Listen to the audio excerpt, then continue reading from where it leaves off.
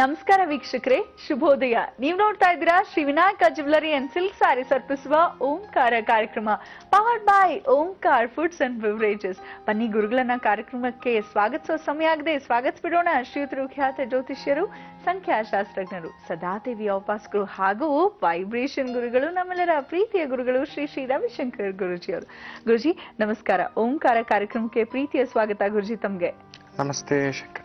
ಗುರುಜಿ, ಇವತ್ತು ಶುಕ್ರವಾರ, ಬಹಳ ವಿಶೇಷವಾಗಿ ಏನ್ ತಿಳಿಸ್ತೀರಾ ಅಂತ ನಾವೆಲ್ಲರೂ ಕಾಯ್ತಾ ಇದೀವಿ ಕೇಳಲಿಕ್ಕೆ. ಜೊತೆಗೆ ರುದ್ರಾಕ್ಷಿಗಳ ಕುರಿತು ಹೇಳ್ತಾ ಇದ್ರಿ, ದ್ವಿಮುಖಿ ರುದ್ರಾಕ್ಷಿಯ ಕುರಿತು ನಿನ್ನೆವರೆಗೂ ಹೇಳಿದ್ರಿ. ಇವತ್ತು ಏನ್ ತಿಳಿಸ್ತಾ ಇದ್ದೀರಾ ಗುರುಜಿ? ಸರ್ವತ್ರ ಪ್ರಥಮೈ ಏಕಾದಶಿ, ದೇವಶಯನಿ ಏಕಾದಶಿ, ಆಡಿ ಶುಕ್ರವಾರ, ಚಾತುರ್ಮಾಸ ವ್ರತಾರಂಭ, ಪಂಡರಾಪುರದಲ್ಲಿ ಬ್ರಹ್ಮ ರಥೋತ್ಸವ, ಅತಿ ಮುಖ್ಯವಾಗಿ ವಿಷ್ಣು ಶಯನೋತ್ಸವ, ಪದ್ಮ ಶಯನೋತ್ಸವ ಅನ್ನತಕ್ಕಂಥ ವಿಶೇಷವಾದಂತಹ ದಿನ ಇವತ್ತು. ತುಂಬ ಈ ಒಂದು ನಾವು ಕಾದ್ಕೋತೇವೆ ಕೆಲವು ದಿನಗಳಿಗೋಸ್ಕರ. ಇವತ್ತು ಅಂಥ ಒಂದು ಕಾದು ಕುಳಿತು ಪೂಜೆ ಮಾಡುವಂತಹ ವಿಶೇಷವಾದಂತಹ ಏಕಾದಶಿ ದಿನ. ಏಕಾದಶಿಗಳಲ್ಲಿಯೇ ತುಂಬ ಶ್ರೇಷ್ಠವಾದಂತಹ ಒಂದು ಏಕಾದಶಿಗಳಲ್ಲಿ ಇವತ್ತು ಮಾಡತಕ್ಕಂಥ ಏಕಾದಶಿ ವ್ರತ ಕೂಡ ಶ್ರೇಷ್ಠವಾದ ಏಕಾದಶಿ ವ್ರತ. ಇವತ್ತು ಅತಿ ಮುಖ್ಯವಾಗಿ ಯಾರೇ ಆಗಲಿ ಆದಷ್ಟು ಅಕ್ಕಿಯಿಂದ ಮಾಡಿರ್ತಕ್ಕಂಥ ಒಂದು ತಿಂಡಿಯನ್ನ ತಿನ್ನಬಾರದು ಅನ್ನತಕ್ಕಂಥ ಮಾತಿದೆ. ಅದು ಅನ್ನ ಇರಬಹುದು, ಗಂಜಿ ಇರಬಹುದು, ಇಲ್ಲವೇ ರೊಟ್ಟಿ ಇರಬಹುದು, ಇಲ್ಲ ಇಡ್ಲಿ ದೋಸೆ ಇರಬಹುದು. ಅಕ್ಕಿಯಿಂದ ಮಾಡಿರ್ತಕ್ಕಂಥದ್ದನ್ನ ತಿನ್ನಬಾರದು ಅನ್ನತಕ್ಕಂಥ ನಿಯಮ. ಇವತ್ತು ಆ ಭಗವಂತ 4 ಮಾಸ ದೀರ್ಘವಾದಂಥ ನಿದ್ದೆಗೆ ಹೋಗುತ್ತಾನೆ ಆ ವಿಷ್ಣು. ಇವತ್ತಿನಿಂದ ಆ ನವೆಂಬರ್ ಮಾಸದಲ್ಲಿ ಎದ್ದೋಳ್ತಾನೆ. ಅದಕ್ಕೆ 4 ಮಾಸ ಗುರುಗಳು ಚಾತುರ್ಮಾಸ ವ್ರತವನ್ನ ಮಾಡ್ಕೋತಾರೆ. ಆ ಭಗವಂತನ ಧ್ಯಾನದಲ್ಲೇ ಇರ್ತಾರೆ. ಆ ಭಗವಂತನೇ ಸಕಲ ಚರಾಚರ ಜೀವರಾಶಿಗಳಿಗೂ ಅಧಿಪತಿಯಾಗಿರ್ತಕ್ಕಂಥ ಆ ಶ್ರೀಮನ್ನಾರಾಯಣ ಮಲಗಿ ಬಿಡ್ತಾನೆ ಅಂದ್ರೆ ನಮಗೆ ಯಾರು ಕಾಪಾಡುವವರು? ಅದಕ್ಕೋಸ್ಕರವೇ ಯೋಗಿಗಳು ತಾವು ಕುಳಿತ ಸ್ಥಳದಲ್ಲಿಯೇ ಧ್ಯಾನಕ್ಕೆ ಕುಳಿತು ಬಿಡ್ತಾರೆ. ವ್ರತ ಮಾಡ್ಕೊಳ್ಳಿಕ್ಕೆ ಶುರು ಮಾಡ್ಕೋತಾರೆ. ಅವರು ಯಾವುದೇ ಒಂದು ಊರು ದಾಟುಲ್ಲ, ನದಿ ದಾಟುಲ್ಲ, ಸಮುದ್ರ ದಾಟುಲ್ಲ, ಗ್ರಾಮ ದಾಟುಲ್ಲ. ಇಂಥ ಜಾಗ ಅಂತ ಬಂದು ಕುಳಿತುಕೊಂಡು ಅಂದ್ರೆ 4 ತಿಂಗಳು ಎಲ್ಲೂ ಕದಲಲ್ಲ. ಕೆಲವರು ಮೌನಕ್ಕೆ ಶರಣು ಹೋಗ್ತಾರೆ. ಜನಗಳನ್ನ ನೋಡಲ್ಲ, ಜನಗಳ ಜೊತೆ ಬೆರೆಯೋಲ್ಲ. ಯಾರ ಜೊತೆಯಲ್ಲೂ ತಾವಾಯ್ತು, ಧ್ಯಾನ ಆಯ್ತು, ಭಗವಂತನಾಯ್ತು.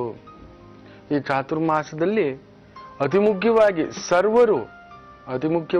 ಸರ್ವರು ಎಲ್ಲರೂ ಒಂದನ್ನ ಬಿಡಲೇಬೇಕು. ಅದು ಮಧು ಮಾಂಸಾಹಾರವನ್ನ ಸೇವಿಸಲೇಬಾರದು. ಮಾಂಸಾಹಾರವನ್ನಂತೂ ಸೇವಿಸಲೇ ಕೂಡದು. ಈ 4 ಮಾಸದಲ್ಲಿ ಒಂದೊಂದು ಮಾಸ ಒಂದೊಂದು ವಿಶೇಷತೆ ಉಳ್ಳಂತ ಊಟವನ್ನ ಬಿಡ್ತಕ್ಕಂಥದ್ದು ಮಾಡ್ತೇವೆ. ಒಂದು ಮಾಸ ಅತಿ ಮುಖ್ಯವಾಗಿ ಈ ಒಂದು ಕಾರ್ತಿಕ ಮಾಸದಲ್ಲಿ ದ್ವಿದಳ ಧಾನ್ಯವನ್ನ ತಿನ್ನೋದಿಲ್ಲ ನಾವು. ಇನ್ನು ಅಶ್ವಿನಿ ಮಾಸದಲ್ಲಿ ಹಾಲು ತಗೊಳ್ಳೋದಿಲ್ಲ. ಭಾದ್ರಪದ ಮಾಸದಲ್ಲಿ ಮೊಸರು ತಗೊಳ್ಳೋದಿಲ್ಲ. ಆಷಾಢ ಮಾಸದಲ್ಲಿ ಹೆಚ್ಚಾಗಿ ಈ ಹಸಿರು ಸೊಪ್ಪು, ತರಕಾರಿಯನ್ನ, ಮುಖ್ಯವಾಗಿ ಸೊಪ್ಪಿಗೆ ಸಂಬಂಧಪಟ್ಟಂಥದ್ದನ್ನ ತೆಗೆದುಕೊಳ್ಳೋದಿಲ್ಲ ಅನ್ನತಕ್ಕಂಥ ಮಾತು. ಅದಕ್ಕೂ ಕಾರಣಗಳಿದೆ, ವೈಜ್ಞಾನಿಕ ಹಿನ್ನೆಲೆ ಕೂಡ ಇರತಕ್ಕಂಥದ್ದು. ಅದು ಯಾಕೆ ಏನು ಅನ್ನೋದನ್ನು ಕೂಡ ತಿಳಿಸ್ತೇನೆ. ಹಾಗೆ ಇವತ್ತು ಈ ಒಂದು ಪಂಡರಾಪುರದಲ್ಲಿ ಬ್ರಹ್ಮ ರಥೋತ್ಸವ, ವಾರಿ ರಥೋತ್ಸವ ಅನ್ನತಕ್ಕಂಥದ್ದು ಇದೆ. ವಾರಿ ಅಂದ್ರೆ ಆ ಭಗವಂತನನ್ನ, ಮಹಾರಾಷ್ಟ್ರದ ಬಹುದೊಡ್ಡ ಪುಣ್ಯಕ್ಷೇತ್ರ ಪಂಡರಾಪುರ, ಸುಮಾರು 700 ವರ್ಷಗಳ ಇತಿಹಾಸ ಇರತಕ್ಕಂಥ ಬ್ರಹ್ಮ ರಥೋತ್ಸವ ಇದು. ಸಂತ ತುಕಾರಾಮರ ಮಗನಿಂದ ಈ ರಥೋತ್ಸವ ಆರಂಭ ಆಯಿತು, ಇಲ್ಲ ಸಂತ ಧ್ಯಾನೇಶ್ವರರಿಂದ ಈ ರಥೋತ್ಸವ ಆರಂಭ ಆಯಿತು ಅನ್ನತಕ್ಕಂಥ ಮಾತು ಕೂಡ ಹೇಳ್ತಾರೆ. ಯಾರಾದ್ರೂ ಹತ್ತಿರದಲ್ಲೇ ಇದ್ರೆ ಆ ಭಗವಂತನ ದರ್ಶನ ಮಾಡಲಿಕ್ಕೆ ಹೋಗಿ ಬನ್ನಿ. ಭಗವಂತ ಅಲ್ಲೇ ಹೋಗ್ಬೇಕು ಅನ್ನೋದೇನೂ ಇಲ್ಲ, ಮನೆಯಲ್ಲೂ ಮಾಡ್ಕೋಬಹುದು. ಮೊದಲು ಮನೆಯ ಕರ್ತವ್ಯವನ್ನ ಮಾಡಿ, ಮನೆಯವರನ್ನ ಪ್ರೀತಿಸಿ, ತಂದೆ ತಾಯಿಗಳನ್ನ ಪ್ರೀತಿಸಿ, ನಿಮ್ಮ ಕರ್ತವ್ಯವನ್ನ ಪ್ರೀತಿಸಿ. ನೀವು ಮಾಡುತ್ತಿರತಕ್ಕಂಥ ನಿತ್ಯವೂ ಮಾಡುತ್ತಿರತಕ್ಕಂಥ ಕೆಲಸ ಕಾರ್ಯಗಳನ್ನ ಶ್ರದ್ಧಾಭಕ್ತಿಯಿಂದ ಮಾಡ್ತಾ ಹೋಗಿ. ಅಲ್ಲಿರುತ್ತಾನೆ ಭಗವಂತ, ಅವನು ಕರೆಸ್ಕೋತಾನೆ. ಇರಲಿ. ಇದರ ಜೊತೆಯಲ್ಲಿಯೇ ಅತಿ ಮುಖ್ಯವಾಗಿ ಇವತ್ತು 3 ಮುಖ ರುದ್ರಾಕ್ಷಿಗಳ ಮಹಾತ್ಮೆ ಏನು ನೋಡಿ. ಈ 3 ಮುಖ ರುದ್ರಾಕ್ಷಿಗಳನ್ನ ಸಾಮಾನ್ಯವಾಗಿ ಗುರುಗಳ ಮುಖೇನವಾಗಿಯೇ ತಗೋಬೇಕು. ಅದರಲ್ಲೂ ಈ ಒಂದು ಯಜ್ಞ ಯಾಗಾದಿಗಳನ್ನ ಮಾಡತಕ್ಕಂಥ ಗುರುಮುಖಿಯನ್ನು ತೆಗೆದುಕೊಂಡರೆ ತುಂಬಾ ವಿಶೇಷ ಅನ್ನತಕ್ಕಂಥ ಮಾತು. ಅದರಲ್ಲೂ ಆ ಯಜ್ಞ ಯಾಗಾದಿಗಳಲ್ಲೂ ನಿತ್ಯ ಯಜ್ಞ ಯಾಗಾದಿಗಳನ್ನ ಮಾಡತಕ್ಕಂಥವ್ರ ಹತ್ರ ತಗೊಂಡ್ರೆ ತುಂಬಾ ವಿಶೇಷ ಅನ್ನತಕ್ಕಂಥ ಒಂದು ಮಾತು ಹೇಳ್ತಾರೆ. ದೇವಕಾರ್ಯಗಳಿಗೋಸ್ಕರ ಯಜ್ಞ ಯಾಗಾದಿಗಳು ತಿಂಗಳಿಗೊಮ್ಮೆಯೋ 15 ದಿನಕ್ಕೊಮ್ಮೆಯೋ ಮಾಡತಕ್ಕಂಥವರನ್ನ ಸ್ಮಾರ್ತರು ಅನ್ನತಕ್ಕಂಥ ಮಾತು ಹೇಳ್ತಾರೆ. ಹಾಗೆ ಶ್ರೌತ ಅನ್ನತಕ್ಕಂಥ ಒಂದು ಮಾತು ಹೇಳ್ತಾರೆ, ಶ್ರೌತ ಬ್ರಾಹ್ಮಣರು ಅಂತ. ಅಂದ್ರೆ ಅವರು ಬಂದು ಭಗವಂತನಿಗೆ ಪ್ರತಿನಿತ್ಯವೂ ಯಜ್ಞ ಯಾಗಾದಿಗಳ ಮೂಲಕವೇ ಆ ಒಂದು ಸಮರ್ಪಣೆ, ತಮ್ಮ ಭಕ್ತಿಯನ್ನು ಸಮರ್ಪಣೆ ಮಾಡ್ತಿರ್ತಾರೆ, ತಮ್ಮ ಶಕ್ತಿಯನ್ನು ಸಮರ್ಪಣೆ ಮಾಡ್ತಿರ್ತಾರೆ, ಶಕ್ತಿಯನ್ನು ಪಡ್ಕೋತಿರ್ತಾರೆ. ಅಂತ ಒಂದು ಶ್ರೌತ ಬ್ರಾಹ್ಮಣರ ಮುಖೇನ ಏನಾದರೂ, ಸಾಮಾನ್ಯವಾಗಿ ಶ್ರೌತ ಬ್ರಾಹ್ಮಣರು ಅಂದ್ರೆ ಈ ಗೋಕರ್ಣದ ಕಡೆಯವರು ಅನ್ನತಕ್ಕಂಥ ಮಾತು ಕೂಡ ಇದೆ. ಈ ಶಿರಸಿ ಗೋಕರ್ಣ ಈ ಕಡೆ ಬರ್ತಕ್ಕಂಥ ಒಂದು ಮಾತು. ಸೊ ಅಂತಹ ಕಡೆಯವರು ನಿತ್ಯ ಯಜ್ಞ ಯಾಗಾದಿಗಳಲ್ಲಿ ತೊಡಗಿಸಿಕೊಂಡಿರ್ತಕ್ಕಂಥವರ ಕೈಯಿಂದ ಈ 3 ಮುಖ ರುದ್ರಾಕ್ಷಿಯನ್ನು ಪಡೆದರೆ ಹರಿ ಹರ ಬ್ರಹ್ಮರೇ ನಿಮ್ಮ ನಡುನೆತ್ತಿಯಲ್ಲಿ ನಿಂತುಕೊಳ್ಳುವರು, ಶಿವನನ್ನೇ ಪಡೆದಂತ ಒಂದು ರಹಸ್ಯ ವಿದ್ಯೆಗಳು ನಿಮ್ಮ ಪಾಲಾಗುವುದು. The man will become an ultimate ಅನ್ನತಕ್ಕಂಥ ಮಾತು ಸರಿಯಾಗಿ ಬಳಸ್ಕೊಂಡ್ಬಿಟ್ರೆ 3 ಮುಖ ರುದ್ರಾಕ್ಷಿಯಷ್ಟು ಕೊಡುವಷ್ಟು ಶಕ್ತಿ, ಚೈತನ್ಯ, ಮಂತ್ರವಿದ್ಯೆ, ತಂತ್ರವಿದ್ಯೆ, ರಹಸ್ಯವಿದ್ಯೆ ಇನ್ ಯಾವ ರುದ್ರಾಕ್ಷಿಯು, ಯಾವ ವಿದ್ಯೆಯು ಯಾರು ಎಲ್ಲಿ ಕೊಡಲಾರದಷ್ಟು ಶಕ್ತಿ ಈ ಒಂದು 3 ಮುಖ ರುದ್ರಾಕ್ಷಿಯಲ್ಲಿರ್ತಕ್ಕಂಥದ್ದು. ಅದರಲ್ಲೂ ವಿದ್ಯೆಗೆ ಅಪರಿಮಿತ, ತುಂಬಾ ಕಷ್ಟವಾದದ್ದು, ಅಗಣಿತವಾದದ್ದು, ಕಲಿಯಲಾರದ್ದು, ತಿಳಿದುಕೊಳ್ಳಲಾರದ್ದು.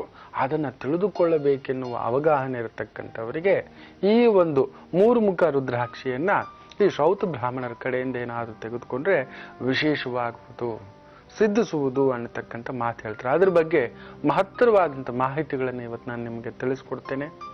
ಎಂಥವ್ರು ಬೇಕಾದ್ರು, ಎಂಥ ವಿದ್ಯೆಯನ್ನು ಬೇಕಾದ್ರು, ಇನ್ನು ನಮ್ಮ ಮಗನಿಗೆ ದಾರಿನೇ ಇಲ್ವಾ, ಈ ಒಂದು ಕಾಂಪಿಟೇಟಿವ್ ಎಕ್ಸಾಮ್ ಕ್ರ್ಯಾಕ್ ಮಾಡಲಿಕ್ಕೆ ಆಗೋದಿಲ್ವಾ, IAS ಈಸ್ ಟ್ರೈಡ್ ಒಂದು 2-3 ಸಲ ಟ್ರೈ ಮಾಡಿ ಇನ್ನೇನು ಲಾಸ್ಟ್ ಚಾನ್ಸ್ ಇದೆ, ಬೇರೇನು ದಾರಿಯೇ ಇಲ್ವಾ, ಅದು ನಮಗೆ ಒಲಿಯೋದಿಲ್ವಾ ಅಂದುಕೊಳ್ಳತಕ್ಕಂಥ ಒಂದು ಯಾವುದೇ ಒಂದು ಬಹು ಕಷ್ಟವಾದಂತಹ ವಿದ್ಯೆಯನ್ನ ಕಲಿತುಕೊಳ್ಳತಕ್ಕಂಥ ಒಂದು ಸಾಧನ, ಕಲಿಸಿಕೊಡತಕ್ಕಂಥ ಸಾಧನ ಅಂದ್ರೆ 3 ಮುಖಿ ರುದ್ರಾಕ್ಷ. ಅದರ ಇನ್ನಷ್ಟು ಮಹತ್ತರವಾದಂತಹ ಒಂದು ಮಾಹಿತಿಗಳ ಬಗ್ಗೆ ತಿಳಿಸ್ಕೊಡ್ತೇನೆ. ಹಾಗೆ ಈ ಒಂದು ಮನೆ ಬಾಗಿಲುಗಳ ಬಗ್ಗೆ ತಿಳಿಸ್ತಿದ್ದೆ. ಇವತ್ತು ಅತಿ ಮುಖ್ಯವಾಗಿ ಈ 6 ಬಾಗಿಲು ಹಾಗೂ 7 ಬಾಗಿಲಿನ ಒಂದು ಪ್ರಭಾವವೇನು, 6 ಬಾಗಿಲಿನಿಂದ ಆಗತಕ್ಕಂಥ ವಿಶೇಷತೆ ಏನು, 7 ಬಾಗಿಲಿದ್ರೆ ಏನಾದರೂ ಗೋವಿಂದ ಆಗ್ತಾನ, ಇಲ್ಲ ಸಪ್ತರ್ಷಿಗಳ ತರ ಜಪ ತಪ ಧ್ಯಾನ ಅಂತ ಏನಾದರೂ ಕುತ್ಕೋಬಿಡ್ತಾನ ಅನ್ನೋದ್ರ ಬಗ್ಗೆ ಇವತ್ತು ತಿಳಿಸ್ಕೊಡ್ತಕ್ಕಂಥದ್ದುಂಟು. ಕಾದು ನೋಡಿ. ಹಾಗೆ ಇವತ್ತೊಂದು ವಿಶೇಷವಾದಂಥ ಬೇಳೆಯ ಬಗ್ಗೆ ತಿಳಿಸ್ಕೊಡ್ತೀನಿ. ಯಾರಿಗೆ, ಅದರಲ್ಲೂ ಬಾಣಂತಿಯರಿಗೆ ಇದು ವಿಶೇಷವಾದಂತಹ ಒಂದು ಬೇಳೆ. ಇನ್ನೂ ಮುಖ್ಯವಾಗಿ ತಾಯಿಯ ಎದೆ ಹಾಲು ಹೆಚ್ಚಿಸಲಿಕ್ಕೆ ಒಂದು ರಾಮಬಾಣ. ಆದರೆ ಈ ಒಂದು ಬೇಳೆಯನ್ನು ತಿನ್ನಬೇಕು ಅಂದ್ರೆ ಕಂಪಲ್ಸರಿ ಶುಂಠಿ ಇಲ್ಲ ಜೀರಿಗೆ 2ರಲ್ಲಿ 1, ಇಲ್ಲ ಶುಂಠಿ ಮೆಣಸು 2ರಲ್ಲಿ 1, ಇಲ್ಲ 2 ಸೇರಿಸಿ ತಿಂದ್ರೇನೆ ಇದರಲ್ಲಿ ಶಕ್ತಿ ಜಾಸ್ತಿ. ಇಲ್ಲದಿದ್ರೆ ಸಂಧಿವಾತದ ಸಮಸ್ಯೆ ಆಗ್ತಕ್ಕಂಥದ್ದು ಆಗ್ಬಿಡುತ್ತೆ ಅಂತ ಹೇಳ್ತೇವೆ. ಸ್ವಲ್ಪ ಹೆಚ್ಚು ತಿಂದ್ರೂ ಕಷ್ಟ, ಕಡಿಮೆ ತಿಂದ್ರೂ ಕಷ್ಟ. ನಿಯಮಿತವಾಗಿ ಬೆಳೆಸ್ಕೊಂಡ್ರೆ ಇದೊಂದು ವಿಶೇಷವಾದಂತಹ ಮನೆ ಮದ್ದು ಅನ್ನತಕ್ಕಂಥ ಮಾತು. ಸೊ ಅದ್ರ ಬಗ್ಗೆ ಮಹತ್ವವಾದಂಥ ಮಾತುಗಳನ್ನ, ಒಂದು ಮಾಹಿತಿಗಳನ್ನ ಕೊಡ್ತೇನೆ ಮುಂದಿನ ಭಾಗದಲ್ಲಿ. ಕಾದು ನೋಡಿ. ಈಗ ಕರೆ ಸ್ವೀಕರಿಸೋ ಸಮಯ ಅಲ್ವಾ? ಹಲೋ ಹಲೋ, ನಮಸ್ತೆ, ಯಾರು ಮಾತಾಡ್ತಿರೋದು? ನಮಸ್ತೆ ಅಕ್ಕ, ನನ್ನ ಹೆಸರು ಚೈತ್ರ ಅಂತ, ಮೈಸೂರಿಂದ ಕಾಲ್ ಮಾಡ್ತಾ ಇದ್ದೀನಿ. ಹೌದಾ ಚೈತ್ರ, ಹೇಳಿಮ್ಮ, ಯಾರ ಬಗ್ಗೆ ಕೇಳ್ಬೇಕಿತ್ತು? ನಾನು ನನ್ನ ತಮ್ಮನ ಬಗ್ಗೆ ಕೇಳ್ಬೇಕಾಗಿತ್ತು. ಅವ್ರ ಹೆಸರು? Date of birth 27/4/1996. ಸಮಯ? ಟೈಮಿಂಗ್ಸ್ ರಾತ್ರಿ 10 ಗಂಟೆ ಒಳಗಡೆ. 1ರಿಂದ 12ರೊಳಗೆ ಒಂದು ಸಂಖ್ಯೆಯನ್ನ ಹೇಳಿ ಚೈತ್ರ ಅವರೇ. 6. ಏನ್ ಹೆಸರು ತಮ್ಮಂದು? ಮನೋಜ್ ಕುಮಾರ್ ಅಂತ. ಮನೋಜ್ ಅಂತನಾ? ಚೈತ್ರ, ಗುರುಜಿ ಇದಾರೆ, ಮಾತಾಡಿಮ್ಮ. ಓಕೆ. ನಮಸ್ತೆ ಶಂಕರ. ನಮಸ್ತೆ ಗುರುಜಿ. ನಮಸ್ತೆ. ನನ್ನ ತಮ್ಮನ ಬಗ್ಗೆ ಕೇಳ್ಬೇಕಾಗಿತ್ತು. ಅವನ ಎಜುಕೇಶನ್ ಬಗ್ಗೆ.